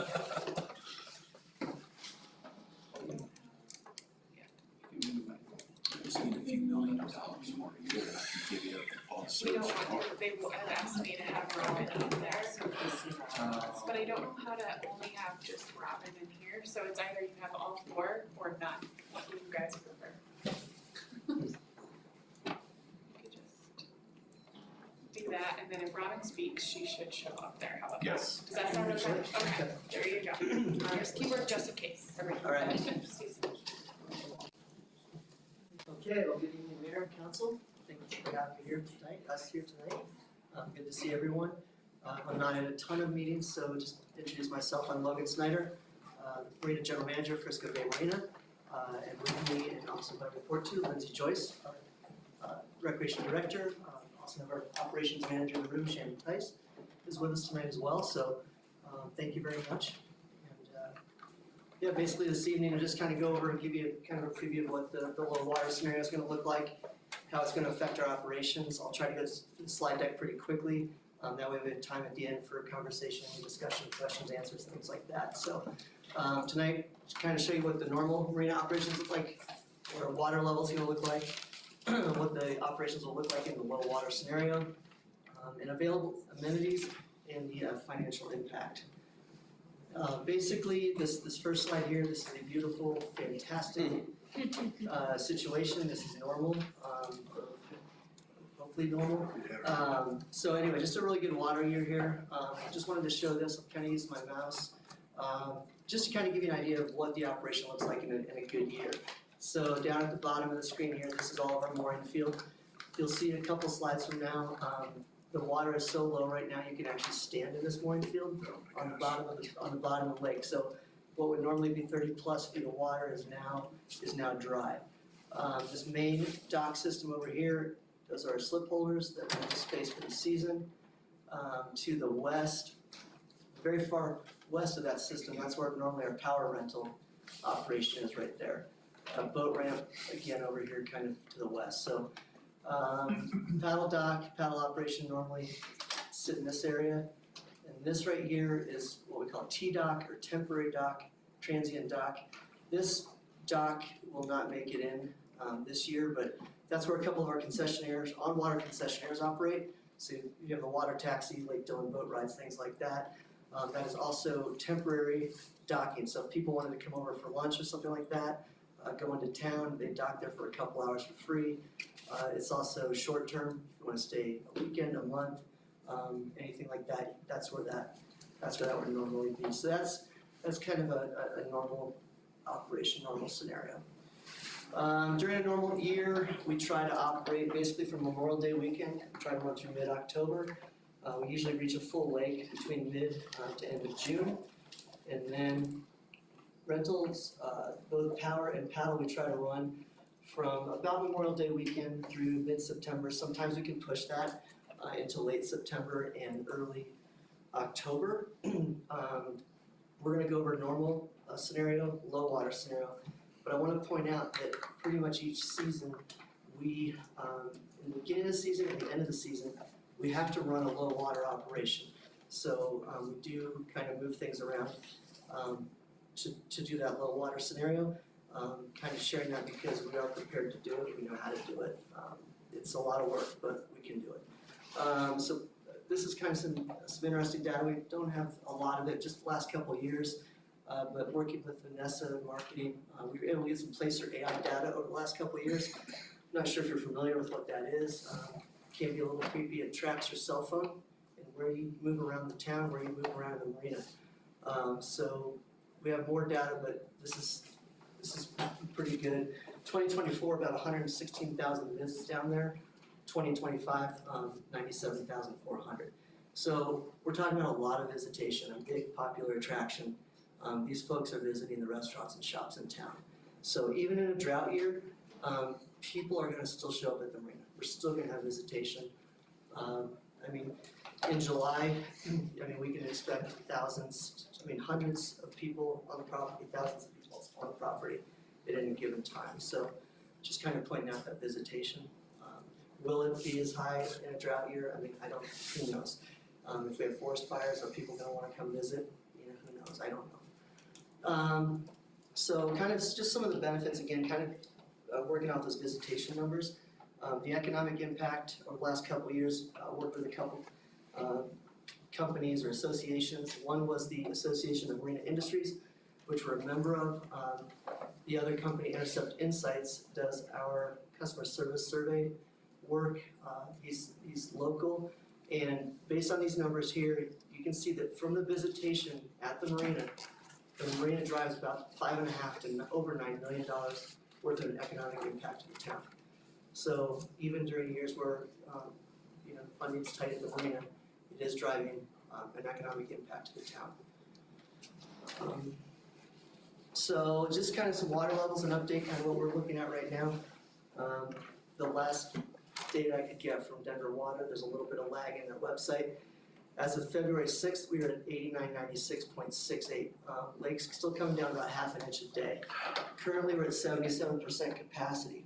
Just kind of for reference, the docks sitting in the mud when the basin is low, that's about 9,001 feet. In order to operate, we need 9,006 feet. So right now, we're 9 feet down below critical operation depth, and the lake is 20 feet below a full lake. So this elevation is a little bit more severe than what we have here, and I'll get into that here. So this is a Denver water operations model. We get these monthly. It's pretty much how we determine how we're going to operate our business. So there's they give us there's 3 different scenarios, wet, normal, and dry.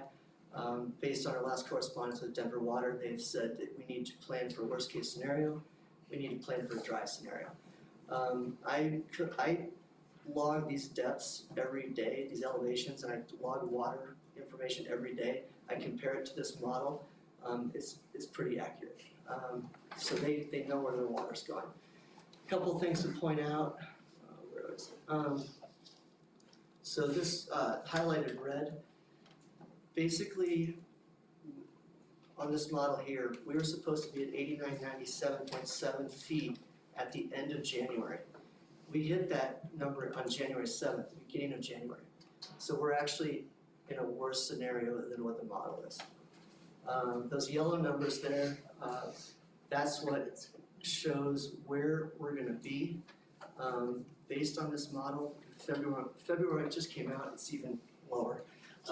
But based on this, we're going to be 11.4 to 32 feet below our critical operating depth. The basin will not fill. The basin by the beach will not fill. The slips will not fill. So that's kind of what we're up against. Whoop. So current conditions. I took these end of January. This is the main dock system. You can see it's hard to ground. In the basin right now, it's hard to see with the snow, but basically that big white just abyss where the lake should be, that's a lot of dry land, that's a mooring field. So that's some current conditions. This is looking at the middle school, obviously. It's kind of hard to see a white pointer on white snow, but anyway, this basin here is where that temporary dock would normally go. You can see the gangway here on the side. That's where we connect. So again, dry basin, that dock won't come in. I was standing on the road looking back at Frisco. This is the old road that goes into the lake. It's kind of our lifeline for low water operations. We'll touch base on this in a minute where we put our docks and things like that. So I'm standing in the mooring field right now. So that first photo where you saw the beautiful boats in the full water, that's where we're at right now. This little section of dock, it's hard to see. It's just a real small, cheap, old plastic dock. But we left that out. So last fall was a challenge too. We actually had to get a lot of boats out mid-August. Our season was cut short. Things were starting to go down. And so this dock, we put it out here for our rescue boat, work boats, just to have a dock there for access for safety. That dock was in the water last fall. And it was a long walk to that dock, and now you can see even more how far that is. So just kind of showing the current conditions. So with the low water system, excuse me. Decided to have a super cracked voice today, which is great. So unavailable amenities, as I think kind of mentioned in the very first slide. The public boat ramp will not be available, the water will just never reach it. At our boat ramp, we run ANS inspections, or the zebra mussels, you've heard of that, things like that. Our boat ramp area is normally where those inspections take place. We will not be able to offer that service to the public this year. We can still inspect our own boats, we can do decontaminations of our own boats if we need to, but for the general public, that won't be available. And then the slips, your major dock system, you just saw that sitting on the ground a couple slides ago. So that's what we're looking at losing this year, a boat ramp and the slips. It may have come up, or questions, conversations. In the past, the dock systems were moved out to deep water and they were stored there for the winter. One year, there was a dock island that was built so that slipholders could still use the boats in Dock Island.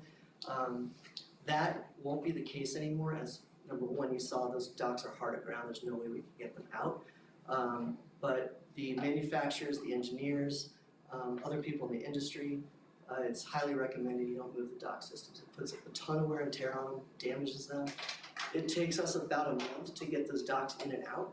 So if you're on FDOC, the last dock, and that's the last dock to come in, and you're a slip holder, you've just paid for a whole season, but you have lost a month's worth of use based on us moving the docks. So, people have that question, or people approach you, that's why we're not moving the docks. It's damaging, it's not effective. But we are moving some docks. We're gonna, yes, yeah, absolutely, for the rental. Well, we can move ours. For the rental, yes, absolutely. No, you're correct, we are gonna move some for sure. We're moving docks. Yes. So, the other thing that might have come up too, or if public approach you, that we talked about the big dig, and hey, we should have dug more, or why isn't it deeper?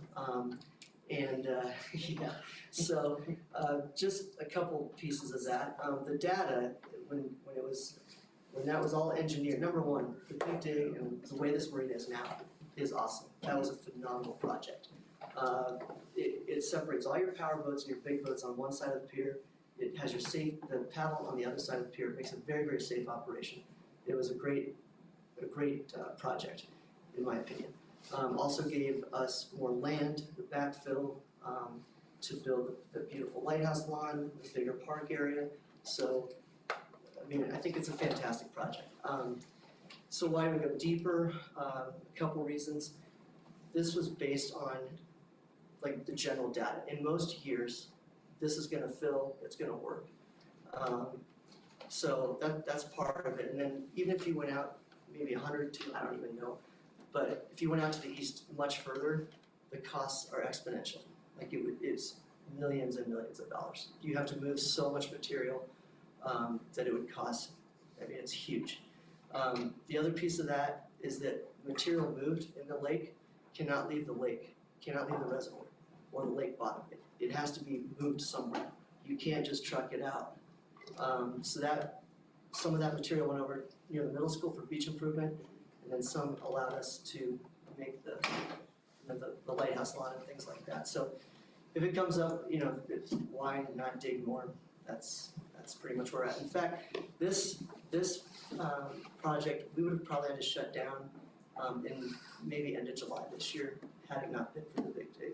And in years before, since I've been here, our season without this project, it would have been shortened significantly. So available amenities, the good news here, there's more available amenities than not available amenities. So we're gonna try to do, as much as we can, run a rental operation. Island Grill will be down there, some on-water concessionaires, flex space, things like that. I won't go through the whole list. And then, we're preparing for the worst. So if this changes, and I would love it if it does, but as this changes and we can bring our operation back to normal, we're gonna do it. We're gonna do whatever we can to run at a normal operation. So this is what a low water scenario is gonna look like. Where's my mouse? Where did it go? What's it doing? There it is. Okay, it's making a little delay. Well, okay, I don't know what this thing is doing. There it is. So in a low water scenario, these two blue pins, that's the current paddle dock area and the current power fleet area, so, pretty short walks out of the buildings right to the rental operation. We'll see how you, well, I'll go here first. The red pins, this is gonna be where the new paddle operation is. So yes, sir, you recommended, we're gonna move some docks, yes, we are gonna move docks. So our paddle operation will be here. Then we'll have a few other docks that will have our shuttles, rescue boat, work boats, things like that. The power rental operation will go to that, call it Dock Island. This is the T dock or transient dock that's not being moved in. So the power rental fleet will be there. So that's kind of how things will look. What's happening now though, this yellow line represents about a 0.3 mile walk from the office to the paddle dock. So maybe about a 7-minute walk, 15 minutes round trip. So you're adding that to that rental rate. Not as many rentals will go out based on a longer walk. And if you're on a power rental, you're gonna do that walk and then also have to take a shuttle out to the rentals. So, maybe a 15-minute shuttle plus a walk. Again, just kind of sharing that it's gonna be a little more complex. You're getting shuttles, you're getting walked. The shuttle will be a boat? Yes, yeah. So that won't be dry there through that blue line? No, I hope not. No, it'll be our shuttle drivers and boats that take people out.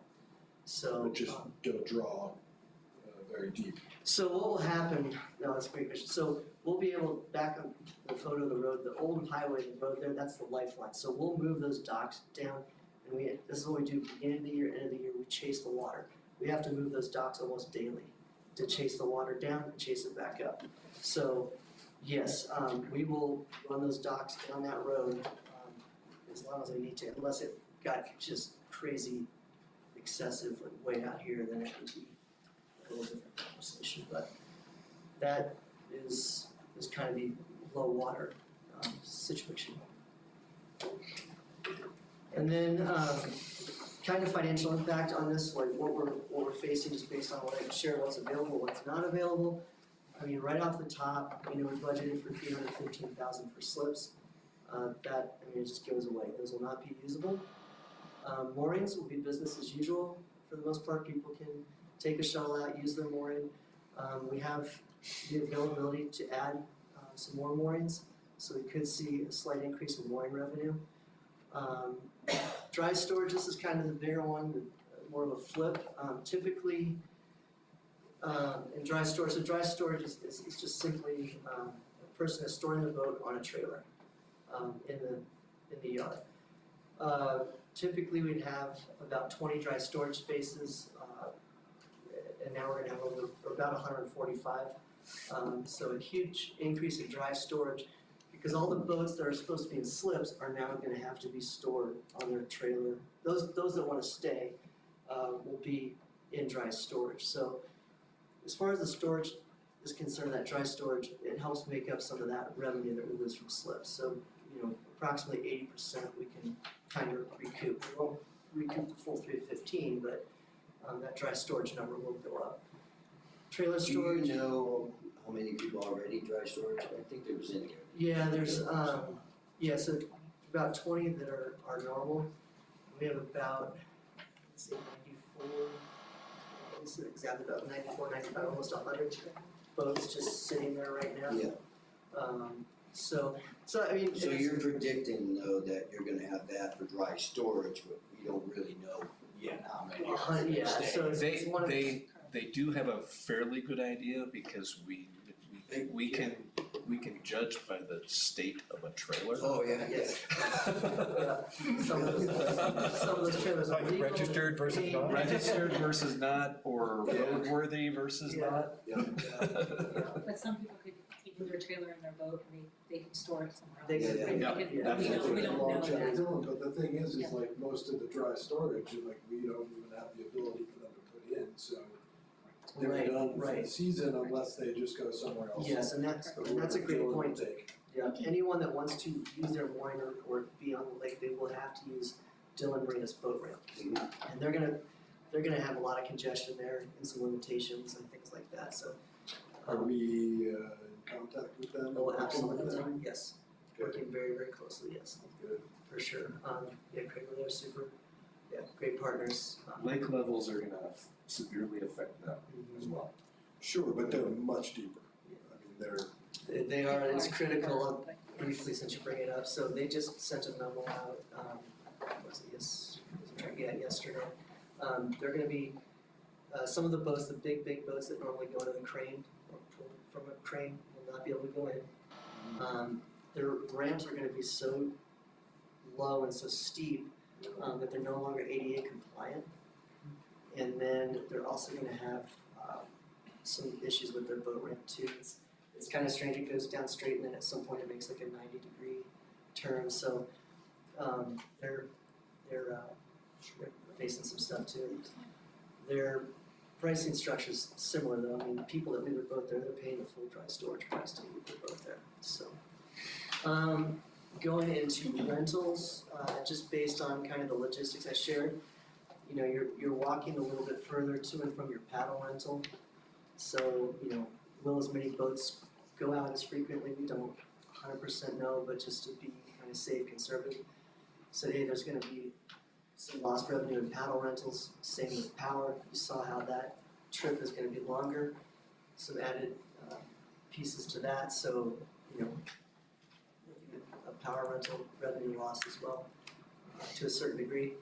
You know, trying to look at some of this and combat some of this and just save what we can. There are certain staff, like dock hands we don't need as many dock hands, and there's things we're doing as far as with hours and season and things like that, we are looking at different staffing models. One cuts about 17% on that, and then we're just looking at every GL code that we can to find where we can save. So, kind of to the right here, just touches bases in the council packet, but based on reserves and kind of where we're at, you know, looking at this maybe, you know, 190, 189, 47, 476 of a loss. Again, we're trying to save cost anywhere we can, save on expenses. So, looking at this, you know, a subsidy or help could come from the general fund in situations like this. Here in the next, coming up soon, I don't know exactly when, but there will be a discussion of the marina going from an enterprise fund to the general fund. So this kind of is one of those scenarios where some of this, you know, may make sense. We'll bring that up in the next, when we present that. Missing anything on finance? So just a few questions for council. Kind of before we get into those questions, I just kind of want to have a little discussion around this, and bear with me because it's kind of some new information. I know on tonight's consent agenda, there's 2 large purchases that we're asking for. And when we're saying, hey, we're losing money, why are we going to spend a bunch of money on the marina? You know, what does that look like? So those 2 things, the pontoon boats and the paddle dock, are critical for our operation. And I mean, it all is the same, but I'd say they're separate from this situation here that I'm trying to explain. Those 2 purchases are not like, hey, we want to expand, we want these great amenities, we want, those are part of our capital replacement plan, and they're critical. So I guess maybe I'll start with the pontoon boats. With that, but all of this we started planning early on. As soon as we knew the budget was approved, we wanted to jump on this. A huge part of that was pricing, tariffs, and things like that. But starting with the pontoon boats, we were working with a vendor, and both of these are sole source purchases as well. We go with the same pontoon vendor, we go with the same dock vendor. But in discussions with this vendor, it was down to a 1-day decision. Had we waited 1 more day, the cost of aluminum would have doubled, and the boats would have pretty much doubled. So that is one situation with the pontoon boats. So working and trying to secure that pricing early was huge. The other piece of this, and it's kind of hard to think about still, but we are still finally just pulling out of COVID as far as our rental fleet. The rental fleet boats are very, very old. This is the first time that we'll have all Yamaha. How old is very old to you? I mean, 10-ish, I mean. 5 to 10 years? Yeah, I mean, 3 to, But they should be replaced, what is About the every- average, like? we try to, 35? the plan is to replace 6 every Yep. year, 6 every year, so about a 3-year. And it has to do with, not too much detail, but it has to do also with the motor, like too many hours that it goes into this critical maintenance situation that you wanna pass that on to someone else. I say that, but it's true, you wanna sell the boat, So it'll be first, yeah. for sale. Trust me, there are a lot of people that wanna work on these boats, they're looking for a good deal. So anyway, with the pontoon boats, this will be the first time that all Yamaha motors, the Yamaha motors have been just, I mean, far, far more reliable, they're more efficient. They have better EPA ratings, it's phenomenal. So this will be the first time that we can actually sell part of our fleet that are Yamaha motors. So the resale, we literally have been selling boats for $500 to $1,000. The motors don't work, the boats are destroyed, they have holes in the pontoons, they're bad. And you selling them for how much? About $500 to $1,000. I thought in the package it said 12. So that's the old, these are old boats, these are the old boats. So now with the new ones, yes, this will be the first year that we can sell those for at least 12.5 or more. And as we keep renewing that, I believe, finance suggests like about 60% of the new purchase price. So again, building up that resale. So yes, that's the pontoon boats, that's part of it. Dan, you didn't get a pontoon for $500? Yeah. Well, I looked on there, it was 12,000. Yeah, no, these are. I didn't see no $500. Yeah. These are the old ones. That was last year. So, and how many do we have of those? So we'll try to sell 5 this year. And that's the last of the 10-year-olds? So no, this will be, no, these, we're finally in a spot where it's not the 10-year-old and beat up boats. These will be the newer boats with the Yamaha motors. So we have one that hasn't ever renewed, that said it didn't. Yeah, yeah. So we didn't renew one with an Evernew, so you guys can all let me down all us. Right. And then, you know, I saw the 12,000 that we sell them for. You know, we buying them for 37, we sold them for 12 in my package. Yes. And now you're telling me 500. The So old the old ones ones, that yeah. used to be sold for that, we don't have those. We don't have any more of those. Correct, those. No, So we're those not are- selling. No, so all the new ones, Exactly. all the new ones will be 12.5 or more. Yeah, so the 5 that we're selling, the 5 that we're replacing, the 5 that we're selling, we're gonna get 12,000 for. Yes. So each boat, each boat. Yes. Each boat, Correct. yes. So and that's the other piece. Without the motor, cause you're With saying motor. you're selling the motor, I No. thought I saw you selling the motor separately, and you're selling the boats. Just, no, there's been cases, We've done that before, but. Yeah, Yeah, that's that's- what I was just reading the package, yeah, Okay, just reading the material, during, just keep it to the material. yeah. I'll try and find the material, hold on. I'm gonna try and follow you. Yeah, to be creative in those times, to have an operational fleet, you purchase motors, because you can't get the boat, so we have swaps and motors as well. Yeah. Just to keep the fleet moving. So, yeah, the other thing too is that those 5 we're requesting, those will be in service, I mean, those aren't just actually, like, we will be running those boats, this summer. And then the paddle dock, just another kind of with that, so back to the terrace, the aluminum, things like that, we've been working on this paddle dock project for quite some time, and during the process, from when we were initially quoted, the prices changed, our configuration changed several times. From when we ordered that, talked about that, to when looking at the purchase, that, same thing, aluminum materials, everything else, the vendor won't tell me the percentage, but I heard on one call they said like 200%, which is crazy. But because of our strong relationship with Rico Sullivan, and because we're a good customer, they have decided to eat that cost. So I think that's pretty huge of Rico Sullivan to absorb. If we purchase it now, or if you wait to Correct. purchase it, they're. Correct, yeah. Yeah, so. I can't see somebody eat 200%.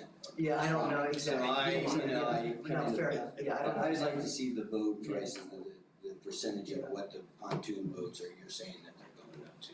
Yeah. I would like to see that if you can Yeah. give me a price of a boat before the tariffs. Okay, yeah, you So, yeah. Cause I hear it's saving us half, but Right. I'm Right. not, you know, Okay, fair it's enough, hearsay. So, let's see. And I think, so anyway, that was with the paddle dock, and then the other thing too is our current paddle dock is truly at the end of its life cycle. They're about 20 to 25 years, it's 21 years old. The current one is sinking, it's dangerous, and there's trip hazards, it's just a really rough system. So if we lose that dock and don't get it replaced, I mean, that could affect our revenue for paddle operation. So that's what we're looking at as well. So I just wanted to. Well, that new paddle dock won't be going down into the street.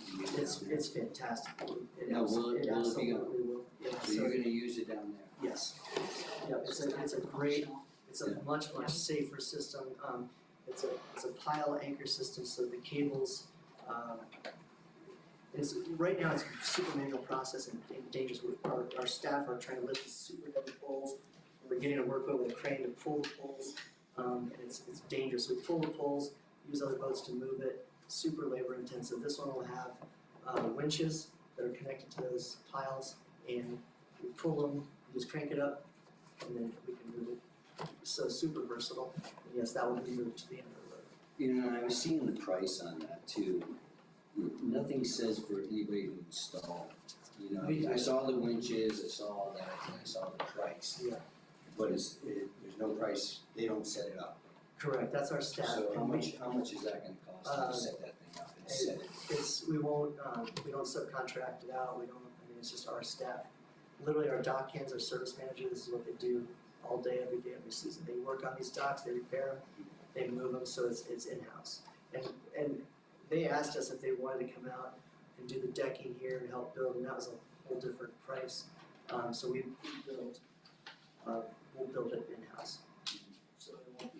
So theoretically, it's not costing as much because it's easier to deal with than the old one, which they would have been dealing with anyway. So you're gonna see actual costs. And That's why I was wondering about the pylons, because it's gonna go way back, and I was wondering whether the pylon sat there. And that's why I was thinking, that's not gonna get moved out because they have the pylons they have to put in so it goes up and down. But you're telling me all those pylons are gonna move out to the end of the road? Yes, so And then you'll move them all back in once the water gets up, all those pylons will go back. So the actual pylons, They're not pounded in the ground? No, they are part of the dock system, they're built on the dock Okay. system. So there's nothing that goes into, those will go in the ground, there's nothing permanent that's like driven into the ground that we have to, they're literally just like legs, They can move. drop it, yeah. So it's just a great system, it's also, it's designed to be, that was one of the critical things, that it has to be a low water system. We want it designed to use it in the most shallow water possible, because we move them, that's what we're doing now, we move those docks back and forth. So it's specific. Does the new dock have a similar life that the old dock has? Yes, so in freshwater, 20 to 25 years. It's the oldest, I guess, marine specific piece of equipment down there. But this new one will have a 20 to 25 year lifespan in freshwater, so it will set the marina up very well for a long time. And now, that's the last one too. All of the dock systems will now be converted to this new Eco Sullivan system. So Logan, if I can summarize, I'm gonna give us 5 minutes on this topic. To your 2 capital purchases, right? The dock's 25 years old, it just happens to be falling on this year when we have a low water year. You're expecting a 25-year life out of it. We have the money budgeted for it. On the pontoon boats, you can make money on a pontoon boat unless you have a pontoon boat.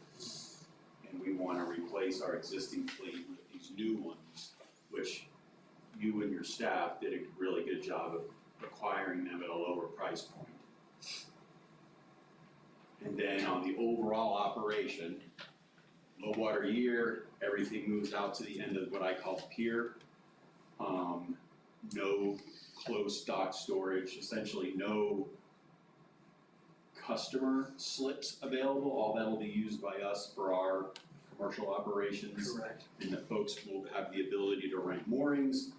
And I'm a summary guy, you're asking for 200,000 to supplement for the season.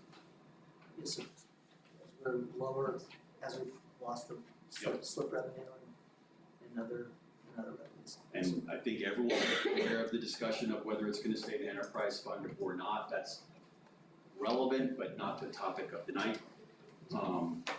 questions, comments, concerns for Logan? I really appreciate, when I was reading through the packet, I had reached out to Tom. I appreciate how you kind of broke down those consent agenda purchases versus the rest of your current, or our current reality at the marina. So thanks for doing that. It really just kind of clarifies it for me really well. Thank you. And just one more point with all of this planning and the purchases. When we started this, in the fall, we never anticipated that we'd have a water year like this. I mean, we knew it could be low, we've worked in low water, but never to this degree. I think the other thing is that, and I'm not trying to just manage your expectations a little bit, is, and anticipating our next conversation about the enterprise versus general fund discussion, is that we can't anticipate whether this is a 1-year problem, 2-year, 3-year, we don't know yet, right? So, you could expect if it turned out to be a 2-year problem, that we're gonna come back to you with something different next year, because we probably can't continue an additional $200,000 subsidy to that operation over time, but that's a further discussion. Well, at least we'll know a little bit more from this year of what we can expect next year, and it might not, that 200,000, I think is not, it's gonna be higher. I don't know, I think 200 seems really low to me, so I think we're undershooting That it. could be the case, because we are already, 800-900 under with that, although you did point to that there is economic vitality coming out of there, which theoretically would offset that, but that's fair, that it's probably conservative to think that it's gonna be. We've been in this scenario before, and we were really lucky that it filled in one winter the next year. So we were looking at 3 or 4 years, they said. Absolutely. And we got that big dump and it filled in, we were all just like, yeah. But we're also, that bullet. we're also aware of how much we have to be out managing expectations of those that normally use the marina, but also not crying wolf on, don't come here because nothing is available. That's a balance that we have to always be cognizant of in the visitor economy. So for sure, hopefully we're gonna let the stakeholders know. Absolutely, absolutely.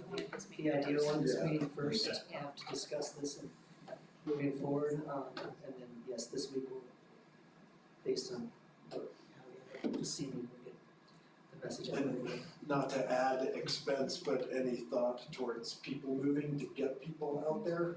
Yes, we've talked a lot, first for our staff from a customer service standpoint, having additional carts and helping staff get like kayaks and things out like that. We've talked about using, talked to Lindsay and the other recreation staff and using some of our, like our shuttle vans for programs, events, things like that. So yes, definitely want to be focused on customer service and helping people. And that's part of our program right now. I tell our staff, if you see a family struggling unloading their car, trying to get stuff to the boat, or if you see someone struggling trying to get a kayak off the rack, please, when available, if you're not tied up with something else,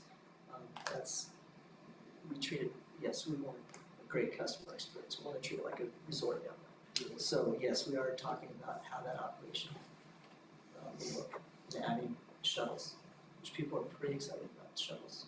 So I've got 2 questions. Are we on the capital side, because it's on consent, are we good leaving that where it lies, or do we want to discuss that further? Good where it lies. Good where it lies on consent? Yep. And then the next question will be the big one for the team, is how do we want to move forward with their subsidized funding for this? Also ask Robin. Yep. She's disappeared, Robin, you're off the charts. She's down here, but. So So Robin, let's start with you. Your thoughts on those two questions. One, the capital still staying in consent. I see you up there. And then two, moving forward with to what level of subsidized funding for the marina operations for the 26 summer? Yeah. This is a rough conversation, but I do appreciate everybody's effort in figuring out ways to make this work. I do think it's important for us to keep the marina alive as much as we possibly can. And if you think that 200,000 will get you everything that you just shared, I'm for that. Hopefully, yeah.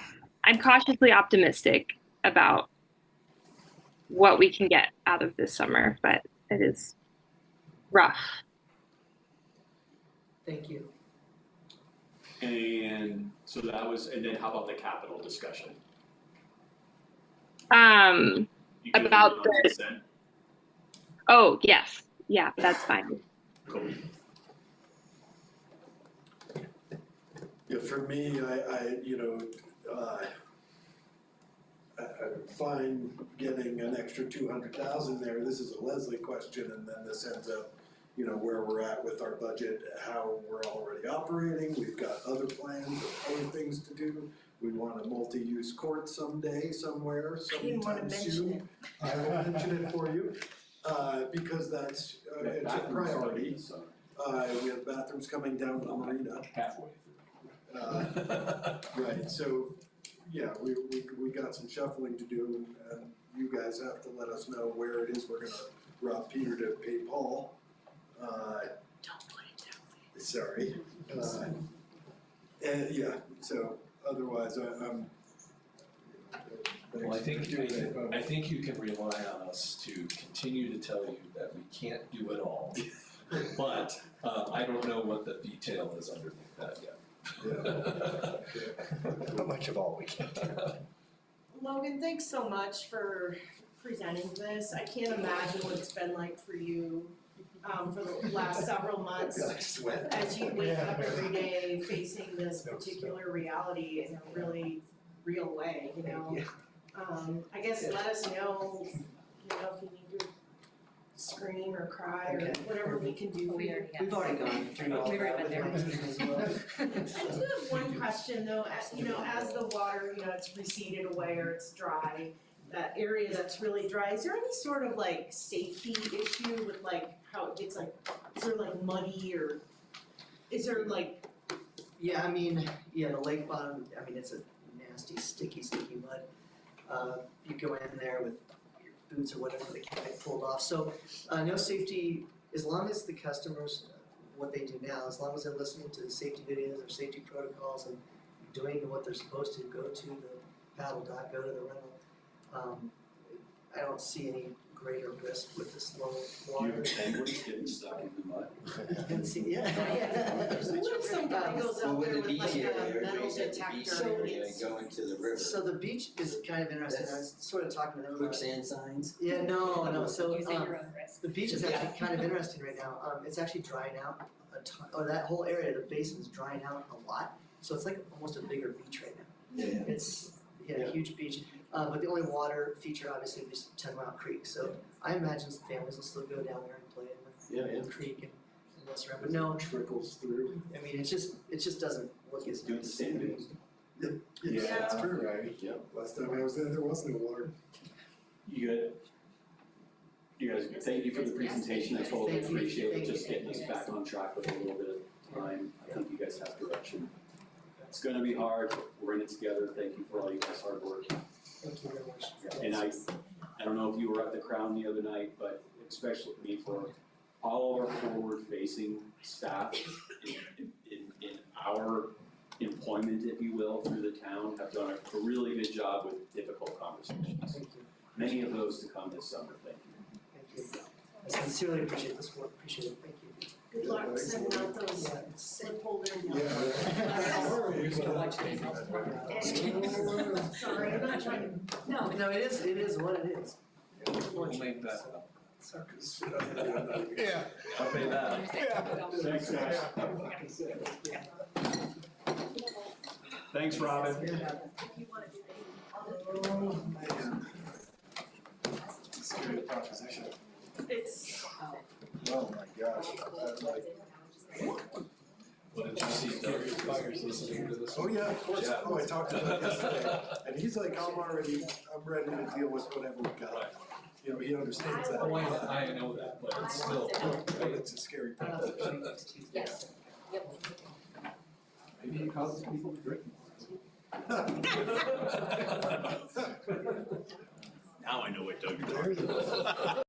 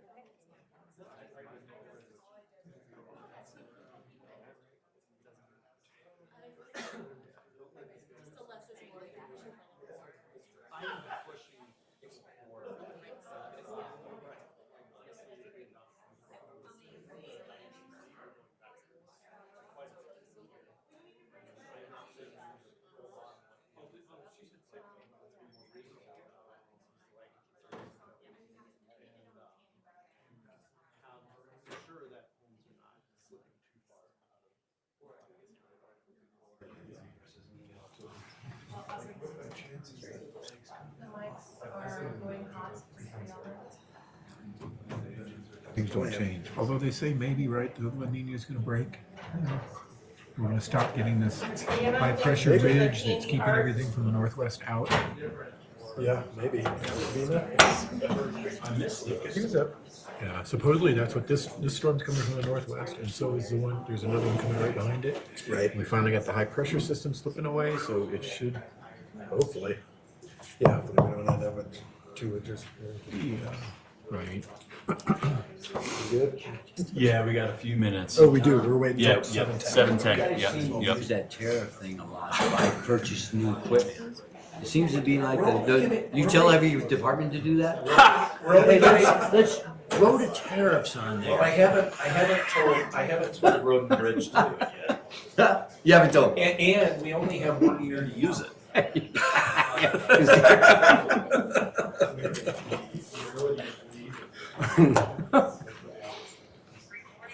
I gotta start using that.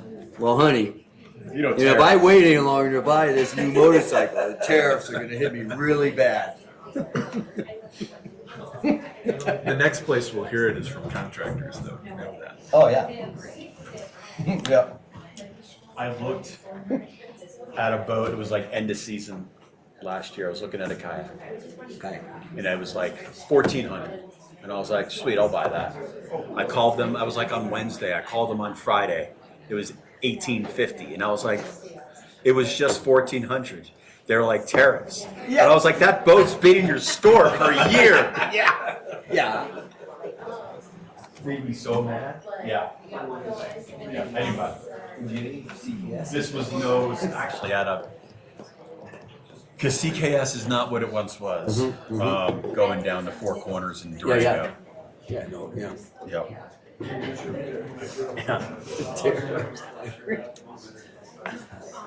Somewhere it affected something.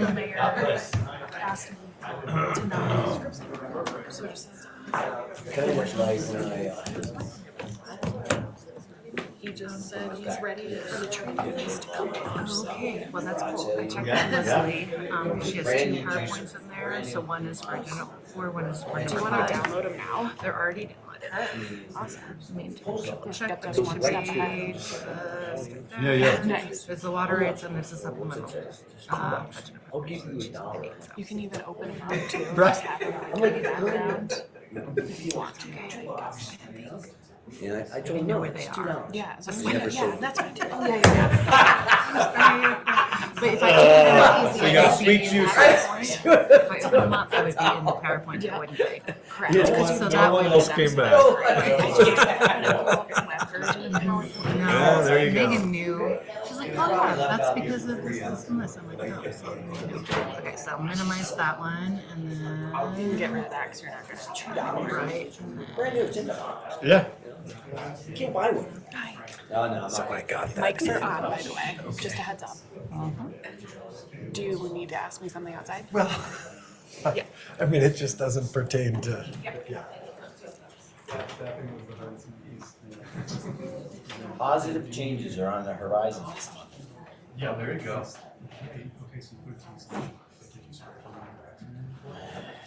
You figured out you don't need a sprinkler system. It's already there. Pretty good.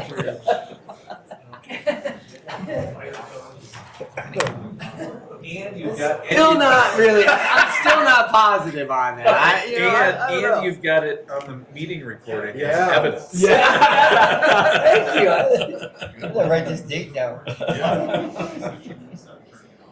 Promissory estoppel claim. You just, when they come to site check. I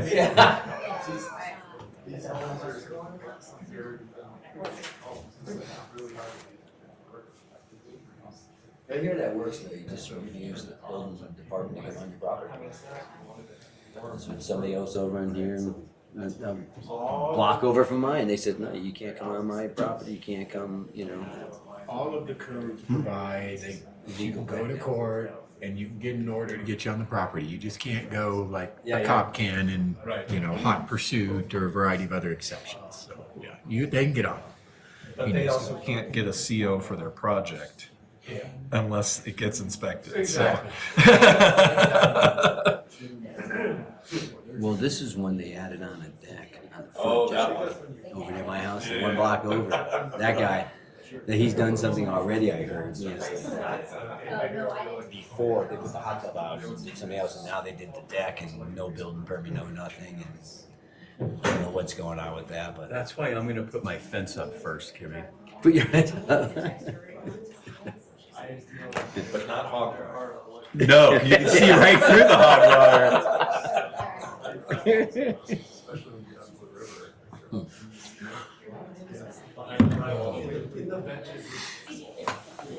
I want to build a bunker under the house. There you go. I was going to tunnel in between the two of them. Safe room? So I can tunnel into the old house. Attach them. Are we looking okay? We're ready whenever you guys are. Mics are hot, we're rolling, so as soon as you're ready to As soon as these go. guys come in, we'll get rolling. Okay. Yeah. She'll be right up. Yep. Talking to somebody. Sweet. She is, Robin is online. If you hover on their little box, and the little 3 dots will appear in the upper right of their box. I always do ask to unmute. Michael. And so hit ask to unmute. I'm sorry, where? See that? How it says Yep. ask to Oh, ask to unmute. unmute. Yep. Just so. I didn't see that. I just didn't Be ready for roll call. I can't even read And it. then with the 3 dots, I can make it in out there. click on that. Remember, I used to sit And by then do and ask to start video. Okay, so she already did, so that's great. So you can just go to, is Zach online? No. Okay. You reach a That's certain good. I just do it. He was so, every Yep. time I Need to kind of Perfect. come on. Talking to you and spit. Yep. Okay, so. No, I didn't we're notice rolling. that, but is that something you did? I have. No, but he was just like kind of for a little bit. Mr. Mayor, we're really ready messy whenever you to are. sit next to. Cool, thanks, Anna. Hi, everybody. Let's go ahead and start the regular meeting of the Frisco Town Council for February 10th. And with that, let's have a roll call, please.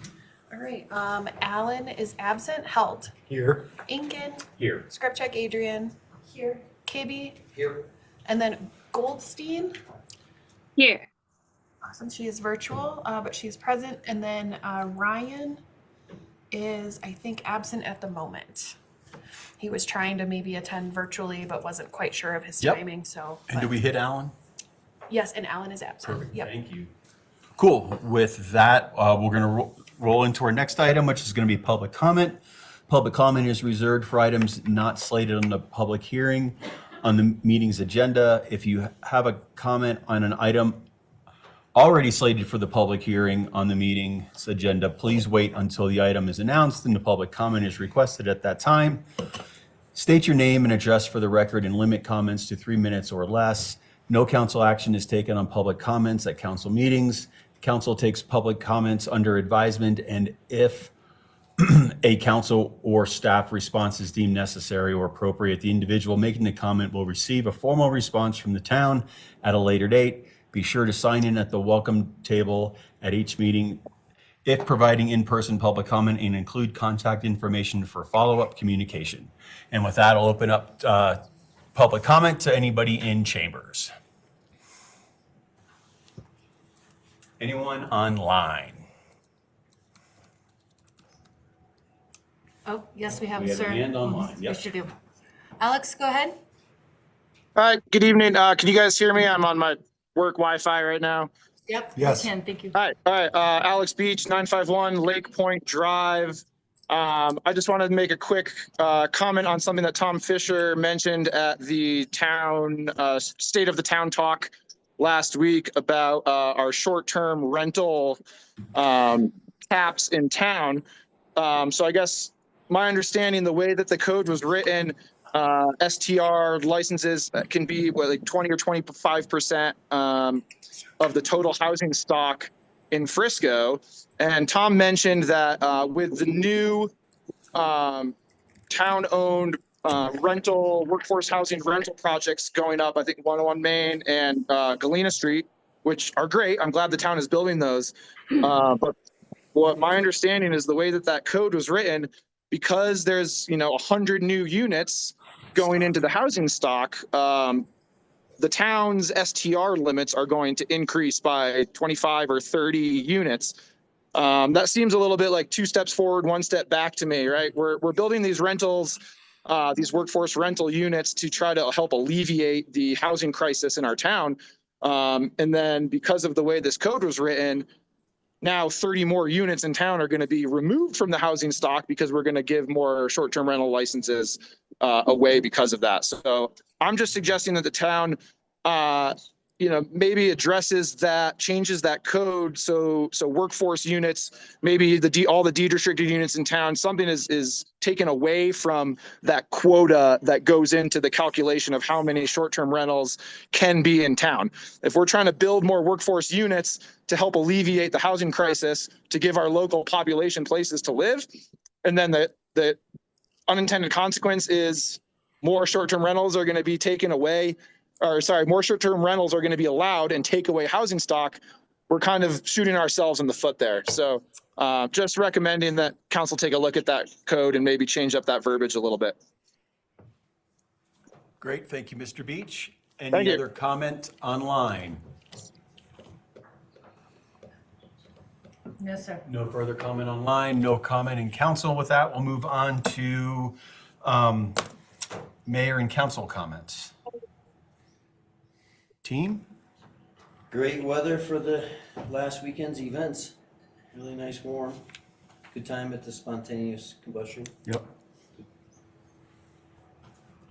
Cool.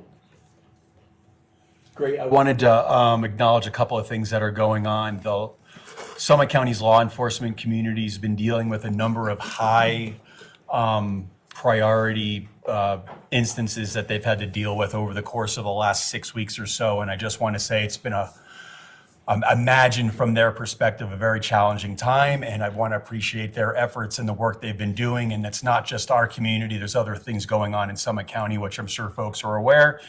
So I wanted to thank our law enforcement community for that. And at the same time, acknowledge Thad Renew for his 30 years of service to the town of Frisco. Wow. Awesome. And with that, any other comments? Staff updates. So the only thing I've got is that folks might want to pay attention to the next Board of Education meeting, where their master planning recommendations will be brought forward. That will be somewhere around the 7 o'clock hour of their meeting, give or take, just as with our meetings. It's important that everybody pay attention to that. Great. Thanks, Tom. With mayor and council updates and town updates or staff updates completed, we're moving on to the consent agenda. We had some discussion about items on the consent agenda. After those discussions, I'm not aware of any changes to the consent agenda and would entertain some discussion and or a motion. Mr. Mayor, I move that we approve the consent agenda. Second. We have a motion to approve the consent agenda and a second. Please call the question. Kibbe? Yes. Goldstein? Yes. Held? Yes. Scripture Adrian? Yes. Ryan is absent. Incan? Yes. And Alan is absent. Great, thank you. With that, we'll move on to our first item, of new business tonight, which is going to be a discussion of the 2024 International Code Council Code Amendments public hearing. And with that, I'm going to turn it over to staff.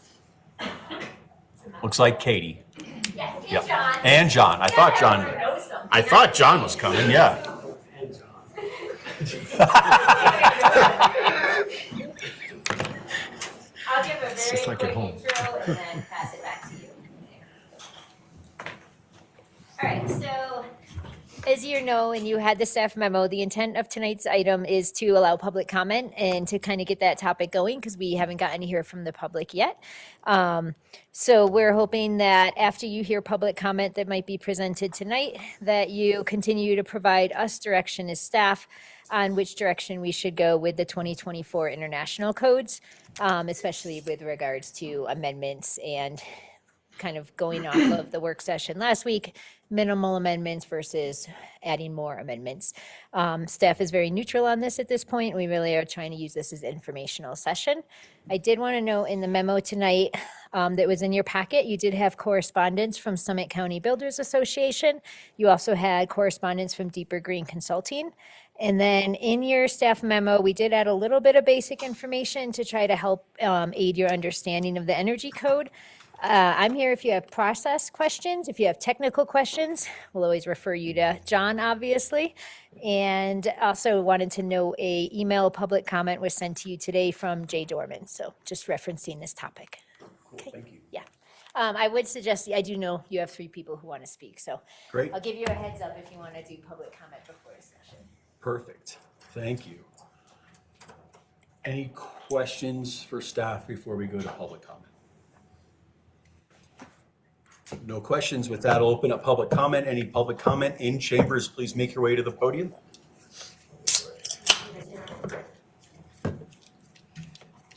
evening, Mayor, Council. My name is Matt Wright, 3B Alpine Drive here in Frisco. Been a resident for 20 years now, and I've been involved with the Summit Sustainable Building Code here since 2010. So I've worked within the energy codes and the sustainable code. So my comment's going to be specifically on the energy code portion of the ICC adoption here. And so I've seen quite a bit of what we've been through here over the years, and I've been working under these codes here locally and across other mountain communities in Colorado as well. And the code that we're on currently, the 2018 code with the Zero Energy Ready Homes program has come with its challenges. Summit County and Breckenridge created some alternate pathways back in 2022 because of the difficulties that came up, and Frisco stuck with it. There was no amendments, and they stuck with it this whole time. And back then, I was in favor of changing things up in 2022 to alleviate the pressure, and I'm still for looking at things differently, right? That program, in my opinion, doesn't really belong in a code, right? It's got some overreaching things that just don't belong in a building code, and then just some of the mandatory requirements were a little onerous up here in the mountains. So, but there were some great things that did come out of that code, right? The energy efficiency that came out of it, we've been building some of the most efficient buildings in the state almost here in Frisco with that Zero Energy Ready Homes program. And one of my biggest concerns with the 2024 IECC is that we can go backwards by quite a bit if we're not careful. One of the pathways, there's 3 pathways in the code: the prescriptive, there's a performance path based on cost, and then there's the energy rating index. And I'm going to reference the energy rating index here real quick because what we've been building to has been about 45 to 50. Zero's net zero home. What we've been building to has been 45, 50. The code as written would be 52, but building prescriptively, you can slide all the way up to 70. And I've done energy models to show that the larger homes, the more glass, following all the prescriptive measures, you can still end up way out of compliance, like 25% less efficient. Each one of those ERI points is about 1% in efficiency. So I'm really pushing for Frisco to hold on to that ERI pathway and not allow the opportunity for things to slip and get less efficient through the prescriptive path, and not pointing fingers at compliance measures or the building departments. The energy code's very difficult. It really is. It's gone from a couple pages to a really thick book now. So, I want to keep things simple. I'm in favor of just using the language that's already in the code, but pushing people towards that energy rating index, which has been in place here in Frisco for the last 5 years. Thank you. Thank you. Any other public comments in chambers? Hello, everyone. I'm Valerie Connolly. I'm the executive officer of the Summit County Builders Association. And you're also aware, some of you, that I'm a total imposter and I live in Silverthorne at 440 Reese Road. Our business is located in Frisco. We're very happy to have it here over on Summit Boulevard. I wanted to start by explaining a little bit about what the SCBA does. We represent people who design, build, inspect, supply, and maintain homes in our community. We also, through our Careers in Construction program, help train the next generation of local construction professionals.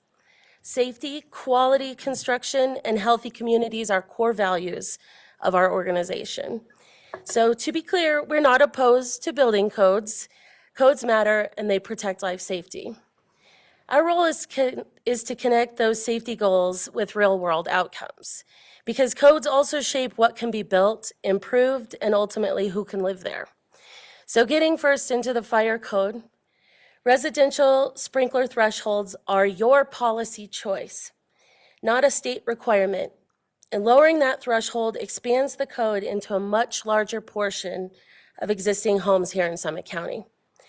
Right now, as it stands, out of the 12,566 houses here, 36% of the homes that are within 25,000 to 4,500 square feet are represented by that 36,000. Below that, it's 34,000, and the homes above 4,500 square feet only represent about 21% of the homes here. I did provide an impact study that was done that does show some of that information, and I recommend looking into it. In Frisco, there are 946 single-family homes, and 507 fall between 2,500 and 4,500. So this new threshold proposed at 4,500 takes big aim at a wide swath of houses that, as we move into our remodel era, are prime for being targeted by this trigger.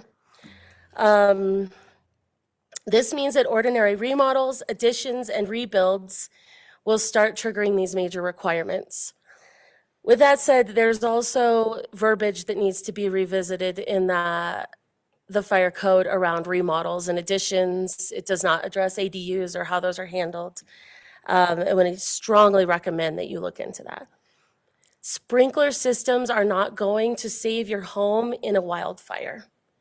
Sprinkler systems are going to cause a lot of damage to your home if you have a fire. The house may not burn down, but it will also require immense remediation after it's sprinklered. We don't have any plumbers in the county that want to touch the P208 systems. They will have to be handled by certified technicians. Sprinklers break all the time. Sprinklers break when your kid throws a ball at them. Sprinklers break and they cause incidents even without a fire. There's a lot of problems, obviously, with our high altitude and the fact that it's cold here. These P208 systems, they don't move water, they have to be recirculated. People need to be living in the homes. With respect to the fire department's staffing and rating considerations, those are legitimate concerns. But addressing operational challenges through residential construction requirements shifts that burden onto homeowners, an already strained housing environment.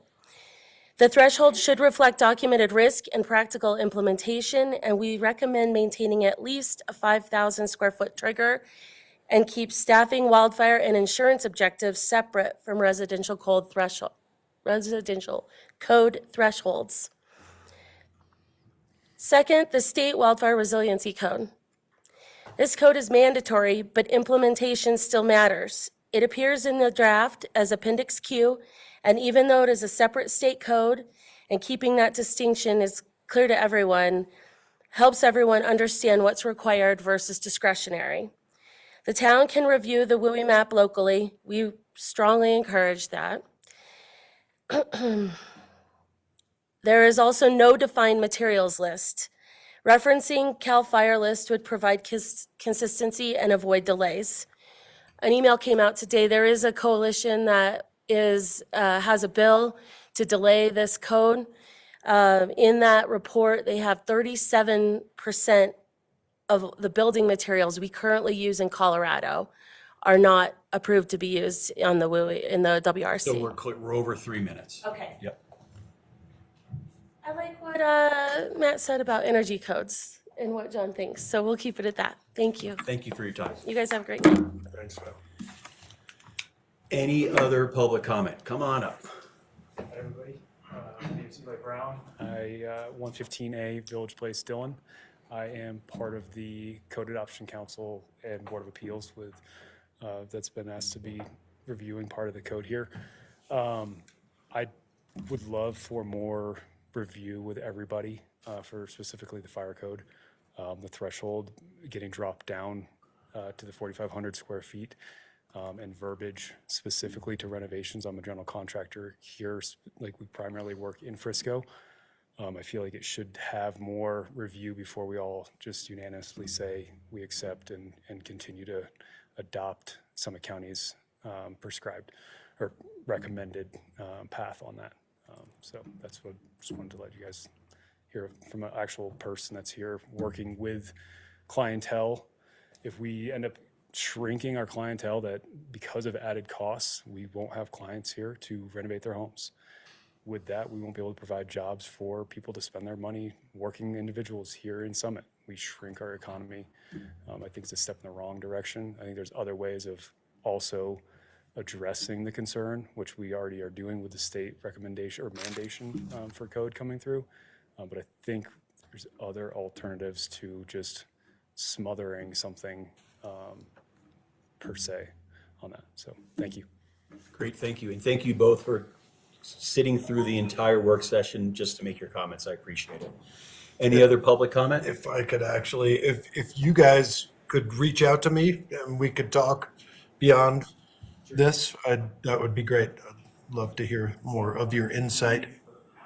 Yeah, both of you guys. There are cards up at the front desk with all our info. Thanks. That you are allowed to do. This we're not allowed to do. Sorry. Yeah.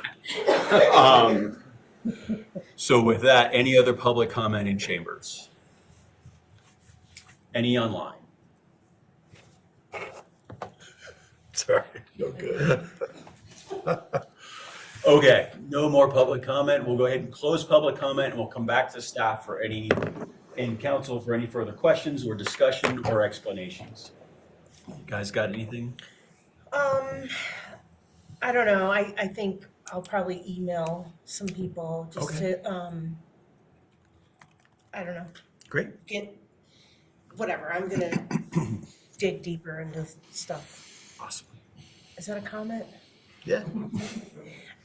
Or questions for staff? You know, I kind of agree with all three of them, you know, and there's things we need to work on in it, you know, and whether that 4,500 is the sweet spot where we want to be, but, you know, I know that people sent that on, but, you know, I'd look at like 5,000, but I don't know, I'm the same thing, remodels, is it, you know, additions, brand new houses, you know, how can we clarify that, you know? Clarify some of that, so. As far as I understood, it was new construction, single-family homes, period. Doesn't include. Was what he was talking about earlier. Not remodels? Not remodels. If you hit a certain percent on a remodel, it does. For size, correct. But then, Oh, right. yeah, that was the whole issue with your remodel. Yeah. Yeah. I have a clarifying question. Having gone through, I may have this right, I may be misremembering it, but it's either the energy code or the resiliency code. I think it's just the energy code. We had a whole discussion when we adopted that one a number of years ago about, just because it was the hot topic of the blower door air testing for, I assume it was for tightness. How much more restrictive, here's the point, how much more restrictive is this new update passed to compared to the previous update?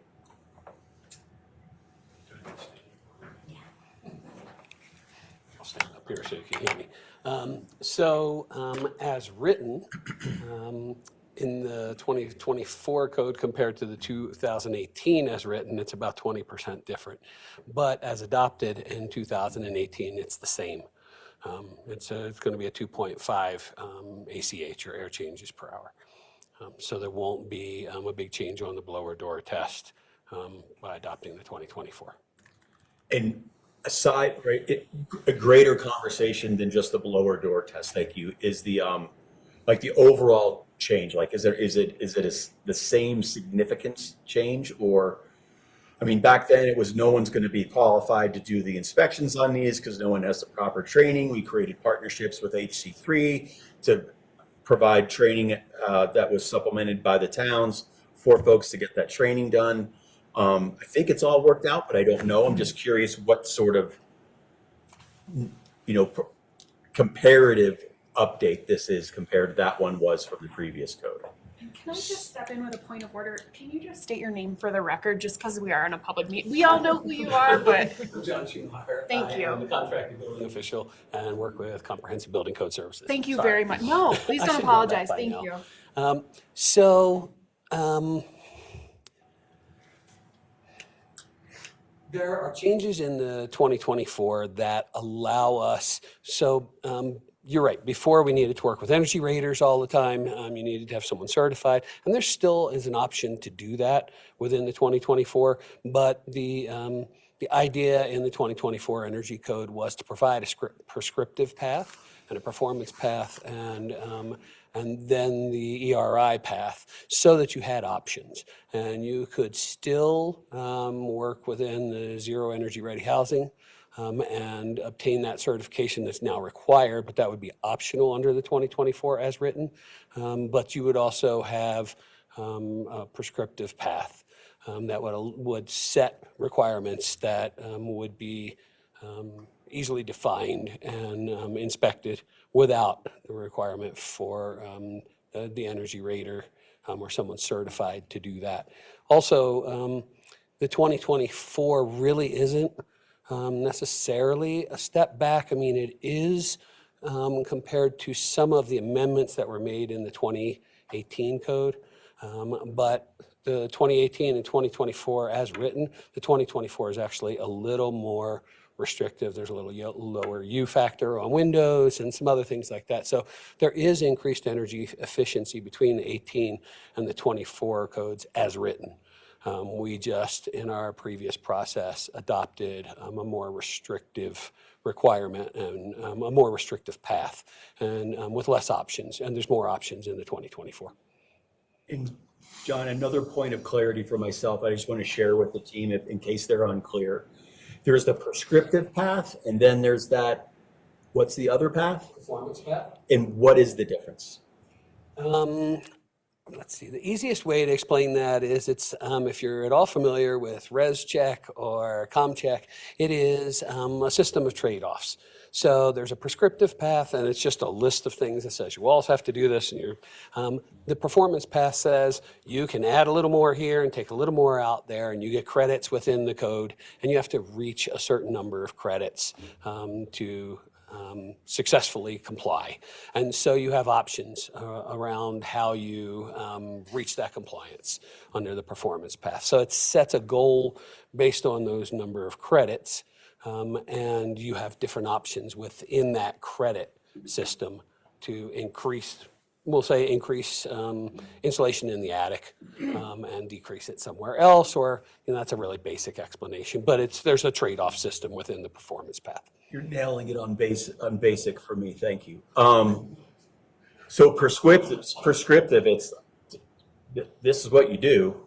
On the performance, to your point, it's what the outcome is going to be. Is that done during the design phase, or is that done through inspections throughout the building's process? It's done during design phase. We would look at that. You would indicate which path you were going to follow, and we would do the plan review based on the indicated path. Okay. Mm-hmm. Cool. Thank you. I always have to ask that question. Now, were you asking about the blower doors as the tightness of the houses you were trying to get to? Is it making I was just making a point that was a big change back then. Yeah. And I was trying to compare the changes. I'm going to make the years up. It changes from 16 to 18, 18 to 24. How big of a change was that? Cause I hear a lot, you know, about the houses being so tight and stuff, and you have to keep on bringing air into the house, so you're running a air thing 24 hours, so you're wasting electricity there because the house is so tight, you have to bring air in and, you know, exchange the air in the house all the time, so, and I'm talking to somebody who just says his has to run 24 hours. Yeah. Because the house is so tight and the ice was building up on the outside and stuff because of, we used to have cold roofs. Now we don't, do we? Depending on where you're working, there are options for that, but. Yeah. And that debate around the tightness of homes has been going on for at least three decades. And there's a lot of different thoughts around that. Yeah. Because I thought I could, you know, when I built my house in '97, I have a cold roof, so I had to put the plastic up so that it had a different, the insulation didn't go up to the roof. Had a vent at the top, then at the bottom, they went up and the air left, but you can't do that anymore, huh? Can you? You can, but that's not done that way anymore, just because it's so hard to reach compliance. That way, typically, it's done with the upper portion of the roof as part of the building envelope. Cool. And it's all depending on what climate zone you're in and other things like that. So here, no, we wouldn't do it that way, but it is an option in other climate zones. It's an interesting dilemma in trying to make houses greener, right? More efficient or more environmentally sustainable. But we can't make the codes go so far as to you're creating a living building, right? Which is the ultimate. And, you know, we end up dancing around that or before that because we'll never achieve that. And that's where I think like blower door tests and everything else in tight homes, if it's commissioned properly and all, it would all work. But we're trying to work within parameters of existing homes and how we typically build homes. And I think in the end, you know, that's kind of where Mike was coming from, where we might be, you know, giving a little too much over here without even realizing, you know. So this is it's all a dance that, you know, we're trying to make better buildings. You know, and that's just my opinion. That's not a question or anything, but. Thanks, John. Any other questions for John, clarifying, more discussion, or a motion? Yeah. Oh, we don't? No, we're just- Oh, this is the public hearing. Thanks, you guys. And if I could, before I step away, one thing that was said earlier related to the fire code and remodels. If you read through the proposed amendments, remodels will trigger the requirement for sprinklers at times within the existing home. If, say, you're doing an addition on your home and you're also doing a remodel on the interior, the way the language is written in those amendments, it says that those areas within the interior that become exposed, where you remove any wall coverings or ceiling coverings, will require a retrofit for sprinklers. So just so that that's clear. Thanks for clarifying, and that's up to the 25% or beyond the 25%.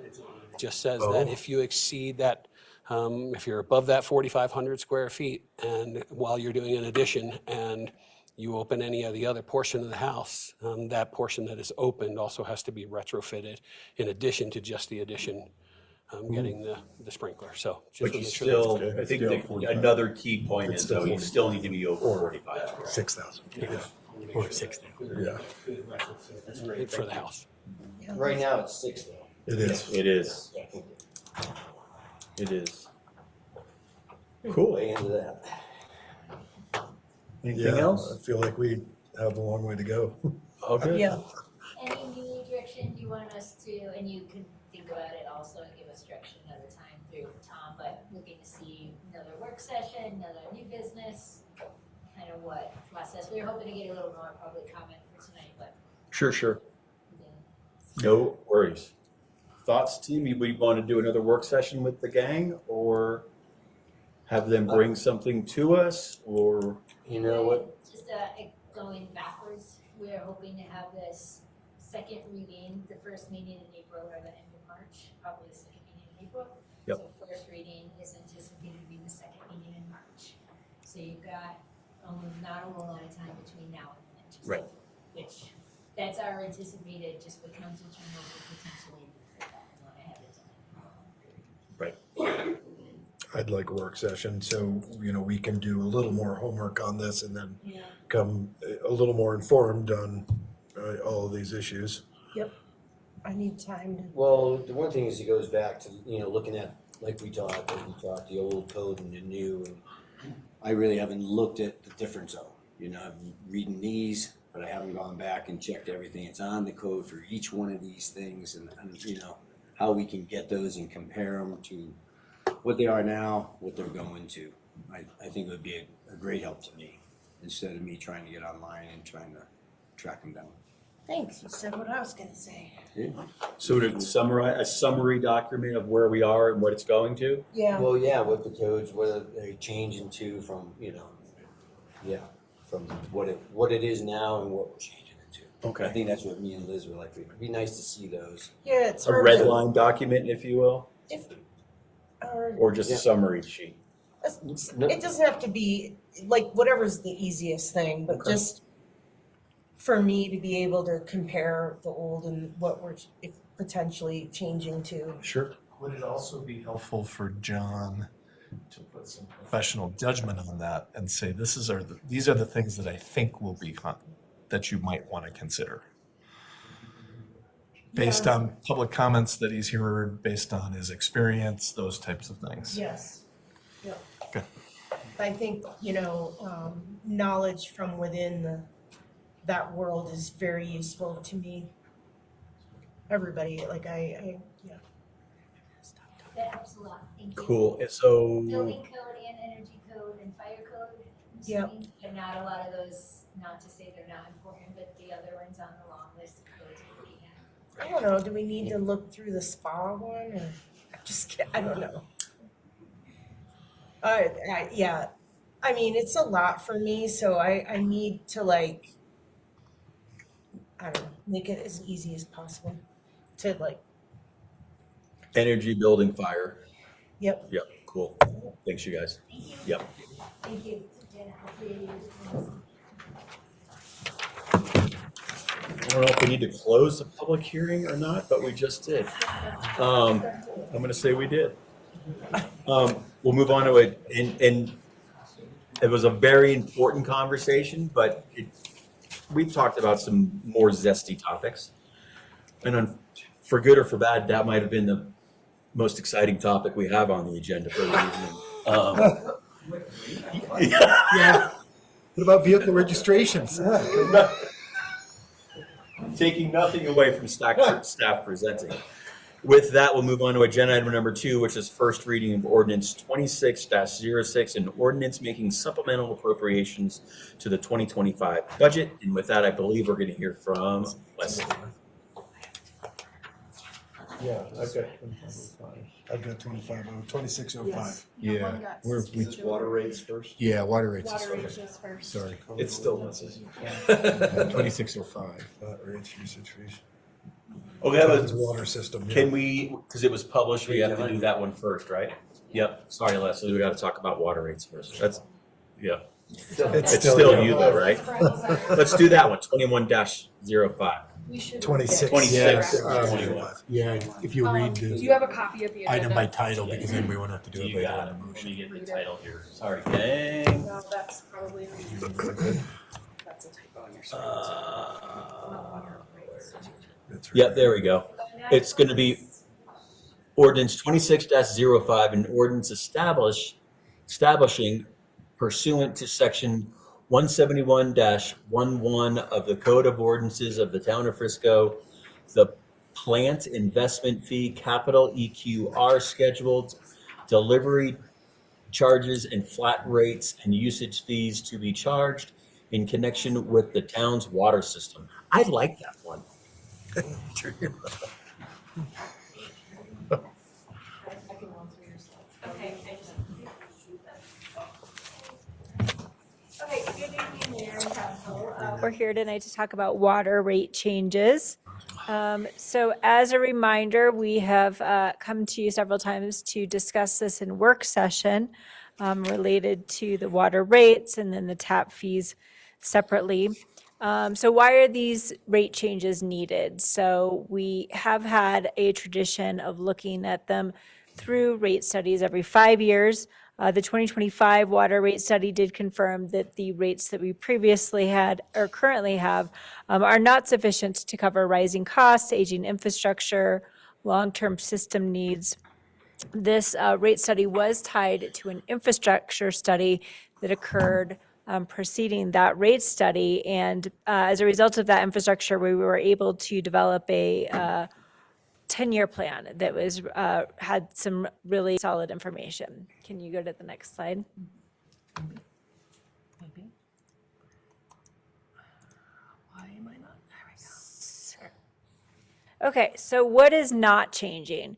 You can see this slide here is comparing the existing rates, the user rates, compared to what's being proposed. The base rate there is not changing. What is changing is the tiered usage. So a couple things, higher water tiers will cost more, as well as the fact that the highest usage tier will change from 50,000 gallons down to 35,000 gallons. Next slide. So the water rates themselves, based on usage, will increase in total, so between the base rates and the tier rates, by 8.5% annually between 2026 and 2029 in order to maintain financial stability and support a pay-as-you-go system. You can see on that slide that it would compare Frisco to the other communities. There's not a box around that. I wonder if you click again. There we go. Okay, thank you. So what's highlighted in purple there is the proposed rates for Frisco. On this slide, it does show as Silverthorne is lower than Frisco, but we do know that they have actually since changed their rates, and they will now be higher than Frisco. Next slide. Okay, keep going. So this is regarding what we most recently talked about, which is the plant investment fees, also known as TAP fees. We are proposing here to update this so that new development does pay its fair share. This is based upon a combination of the cost of infrastructure as well as the water resources or the water rights. This also, we're proposing to increase annually with inflation. The index that seems to have the best correlation is the Producer Price Index, Inputs to Construction Industries. That is published by the U.S. Bureau of Labor Statistics. So we would calculate that percentage change each year and update the plant investment fees. There's also a minor, I would almost say, housekeeping item in the code. It previously said that if subsidies are to be provided for affordable housing, that they could come from the general fund. So we've expanded that they could come from whatever fund you all desire, probably including the housing fund, potentially the capital fund, but just not limiting it any longer to the general fund.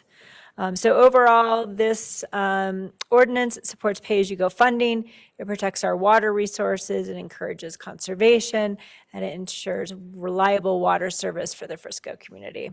So staff recommends that you all pass this ordinance on first reading.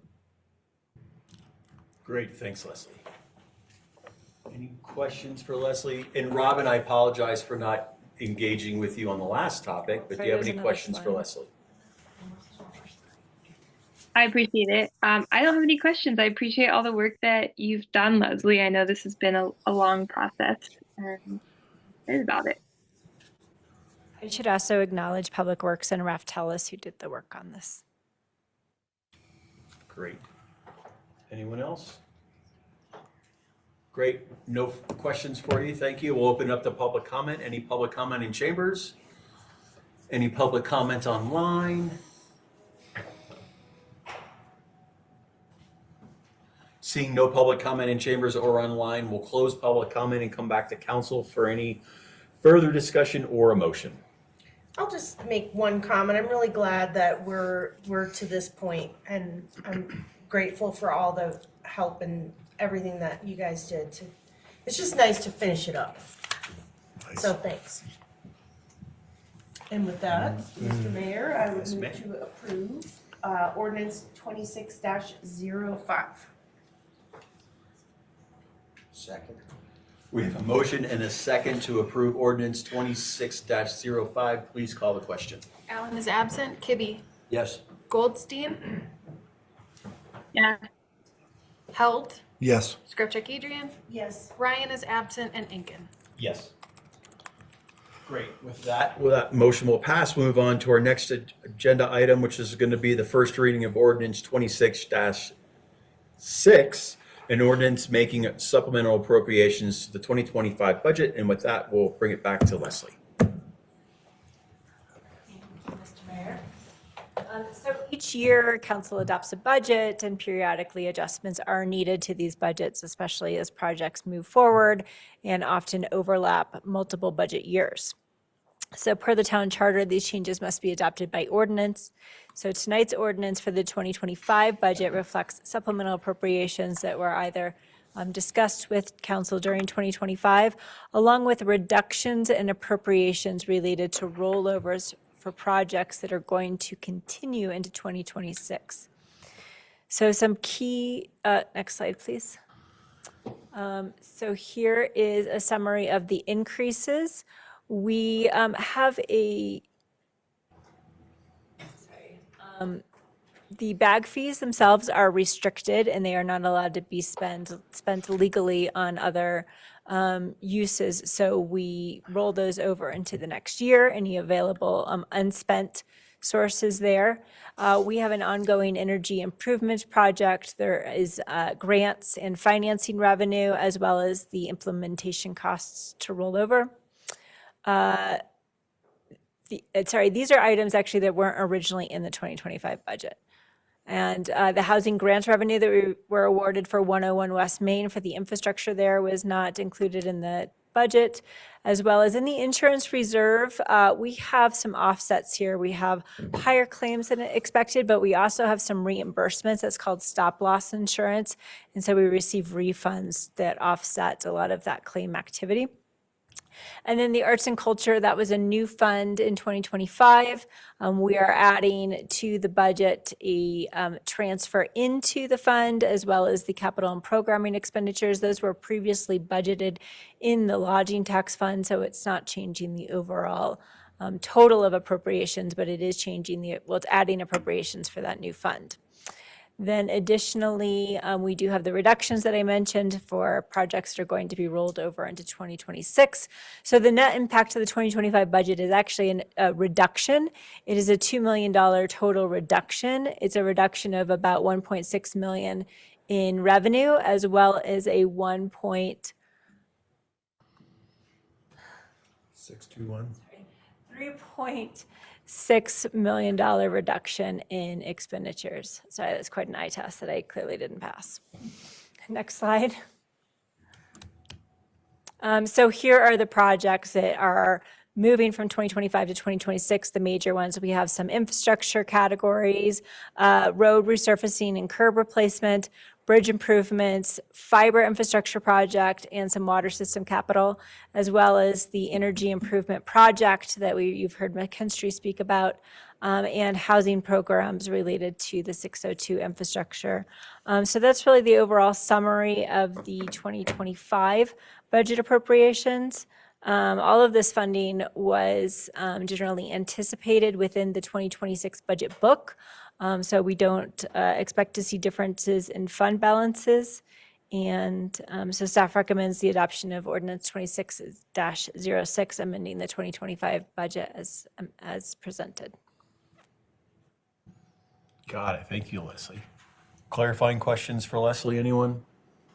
Thank you, Leslie. Robin, any questions? No questions. Thanks, Leslie. Great. With that, we'll open it up to public comment in chambers and online.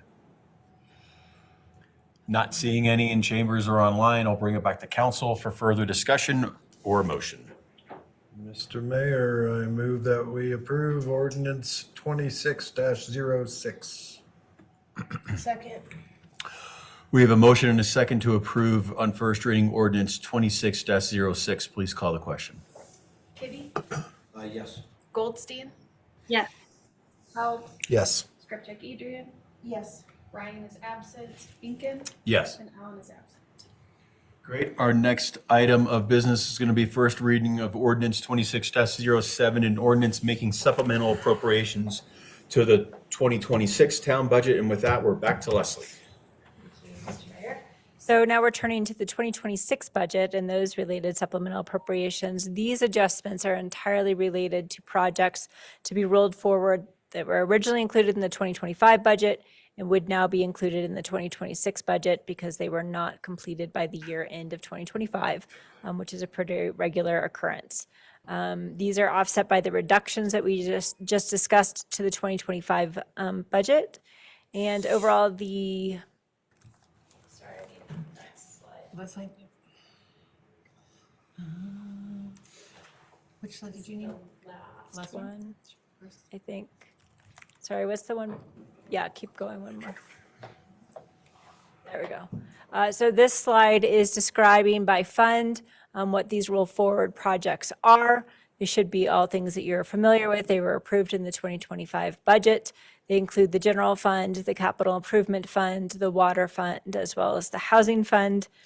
There are sufficient fund balances available, and these amendments, again, do not materially reduce any projected 2026 ending fund balances as presented in the adopted budget book. Can you go to the next slide? So this shows the net impact to the 2026 budget of $1.7 million. And just to remind you about 2025 that we just spoke about. So that was a total reduction of over 2 million. So actually in the net, we're decreasing the total amount. The revenue here is approximately 6 million in increases, and the expenditures 7.8 million. Again, previously anticipated spending and supported by available fund balances. So with that, staff recommends the adoption of the ordinance amending the 2026 budget as presented to allow these council-directed projects to move forward without interruption. Thank you, Leslie. Questions for Leslie team? Robin, any questions? No questions, thanks. Cool. Thanks, Leslie. With that, no questions. We'll open it up to public comment in chambers and online. Sorry, Mr. Mayor. Nothing online? Not seeing any online or in chambers. We'll close public comment and bring it back to council for any further witty comments or I a say, motion. I'll say it looks really cool to see all of this. Yeah. I don't know what the word, framed and set and ready to go, and you know, just looking through all of the different things that we've all worked on and talked about, and it's just really cool. So thanks. It's exciting, you know.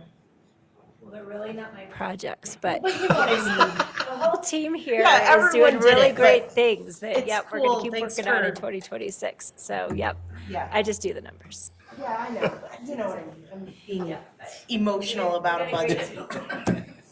Mr. Mayor, I move that we approve the first reading of ordinance 26-007. Second. We have a motion and a second for 26-07. Please call the question. Goldstein? Yes. Held? Yes. Scripcheck Adrian? Yes. Ryan is absent. Inkin? Yes. Alan is absent. Kibbe? Yes.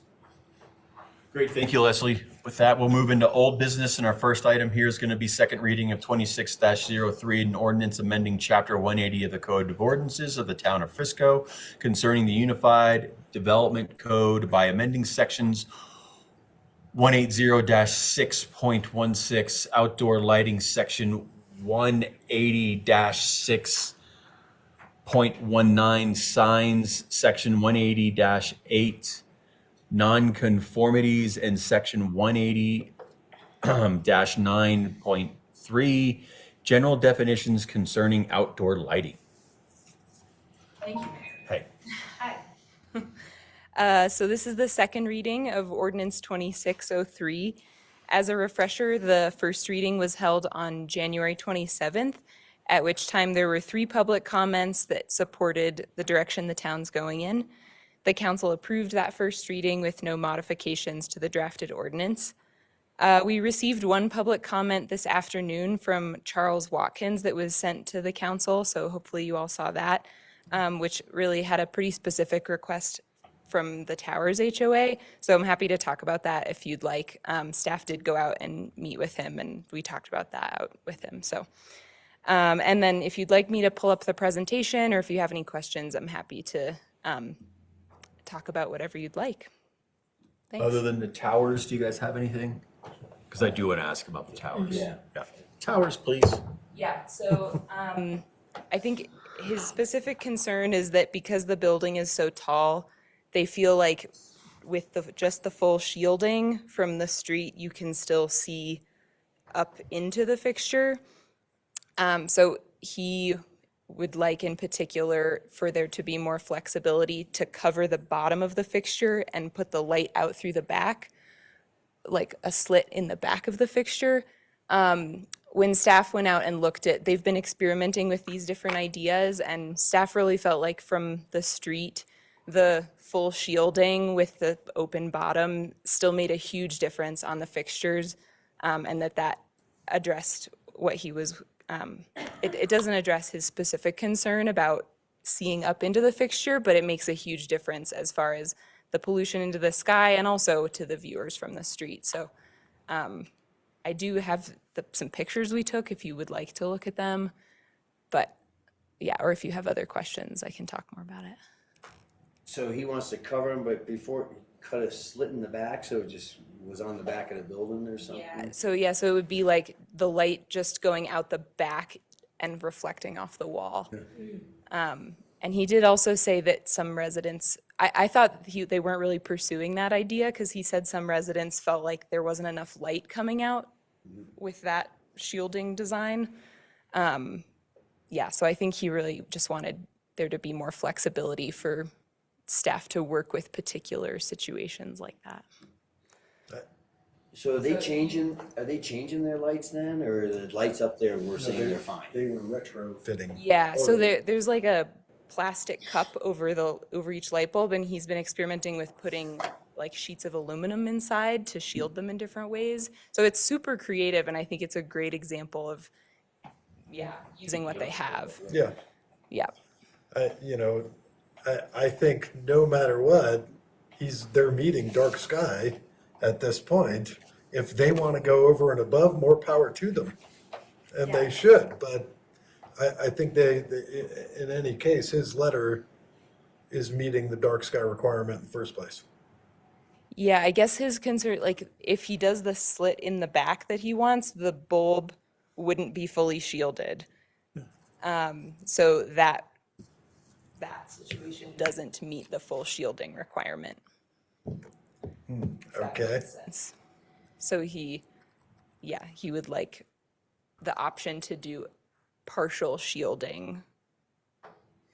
Did you come to a good compromise with Yeah, it? is it right? Yeah, I mean, I guess he just wants this particular option.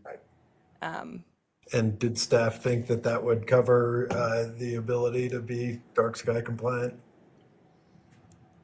Well, I guess staff felt like if they do the full shielding, that was sufficient for making a big difference in the lights on that building. Okay. Does that answer your question?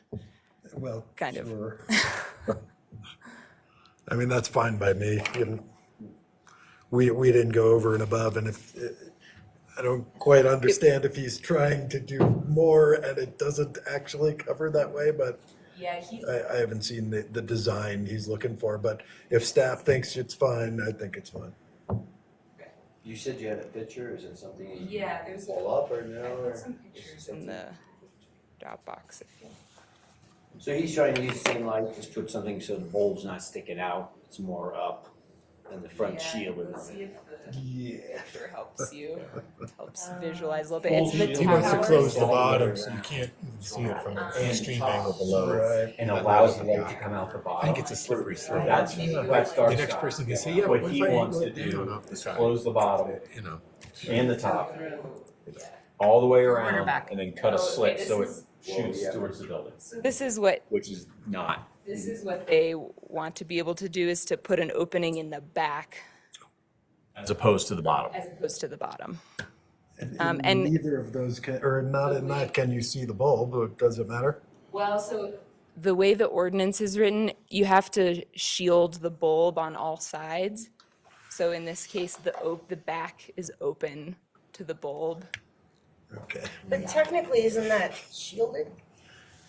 That's shielded but not behind it. Yeah, technically, the full shielding has to, it's a Sounds- horizontal it sounds plane fine. through the bottom of the shield. So if I may, if you allow something other than a full cutoff, the slit in the back, whatever you want to call it, I think you very quickly get into definitional issue. How big a slit? Where? Can it be seen from the side? How much light does it let out? I mean, it's just, I think without a section to sort of define that, I think it puts staff in a more difficult situation than. I think staff's sort of concern with this is to allow it, we would have to complicate the code quite a bit. Right. And offer other definitions and more flexibility. And so if you feel strongly that we should figure out how to allow this, we can add that complexity, but it will make it, yeah. The alternate is, it's that same picture, but the bottom is open. Yes. So that's what that's what the ordinance would require, is to have the bottom be open. Remember, we landed on making this simple. Bottom doesn't have to be completely, bottom No, can I think shed the light bottom on doesn't less have than, to be, yeah. right. So, The bottom doesn't have to be open, I guess, but the sides all have to be covered. so if they wanted So- to create a bottom that limited the amount of light bleeding down, they could do that Yes. without any adjustment to the current code. And is that where you landed with them, Ish? Yeah. I think think what we should do is we should make sure that Emma never leaves our employment, and then we give her the judgment. No, I'm just joking.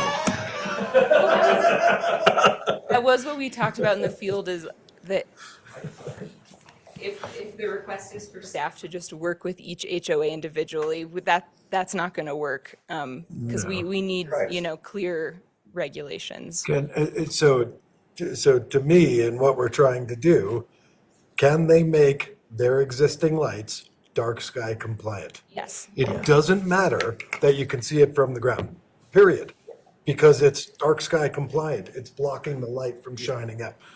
I mean, that's the bottom line. So, I mean, yeah, that's the answer, I think. Thanks for going out. Thanks, Our pleasure. Okay. He was passionate and, very proactive and creative with it. great. So it was great. Yeah. Okay. Thanks for the information. Any more questions? Public comment? In chamber, out of chamber?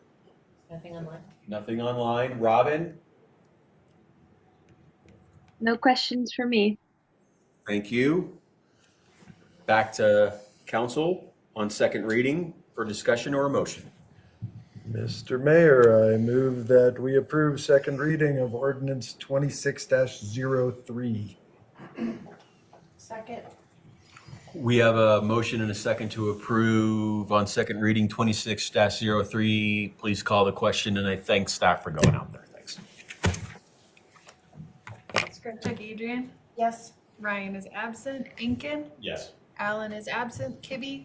Yes. Goldstein. Yes. Held. Yes. And I think we're good. Made it all the way around. Cool.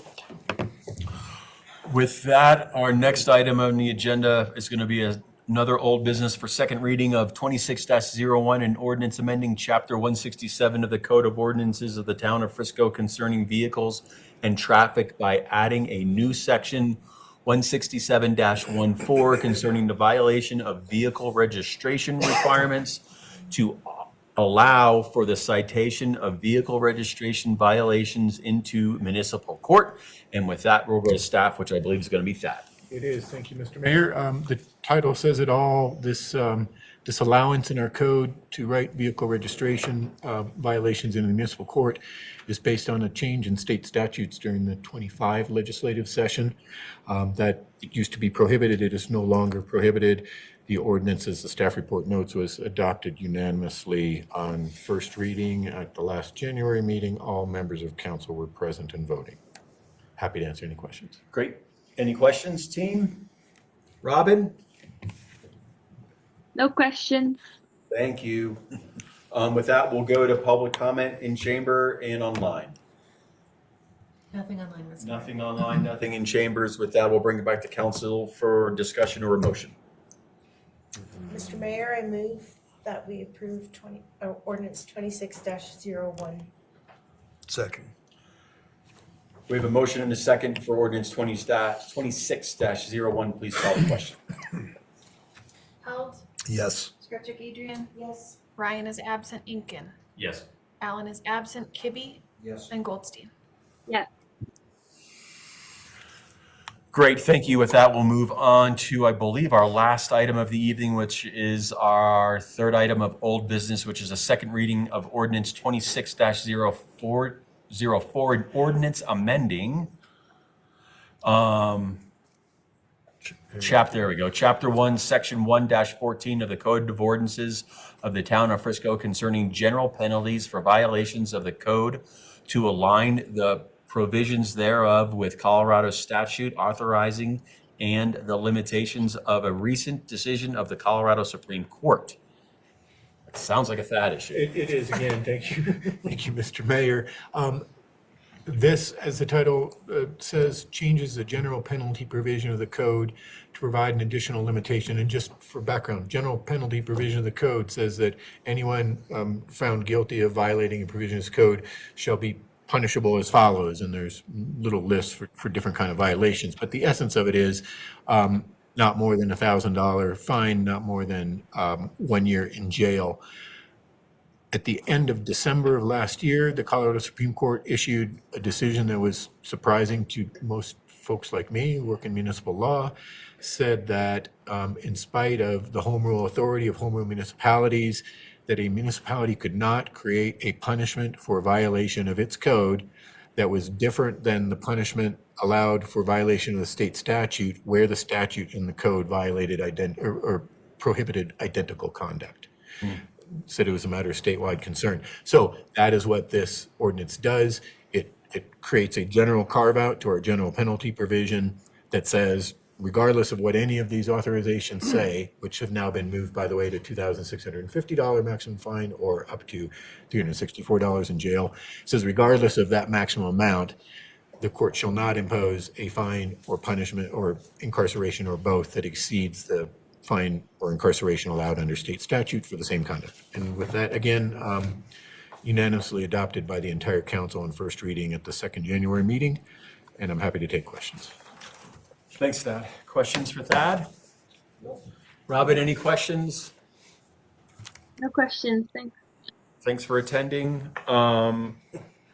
With that, I'll open it up to public comment. Any public comment in chambers or online? No public comment or hands raised online or in chambers. With that, I'll bring it back to council for any further discussion or a motion.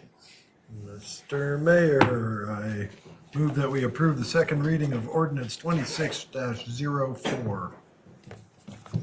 Second. We have a motion and a second for second reading on ordinance 26-04. Please call the question. Goldstein, Yes.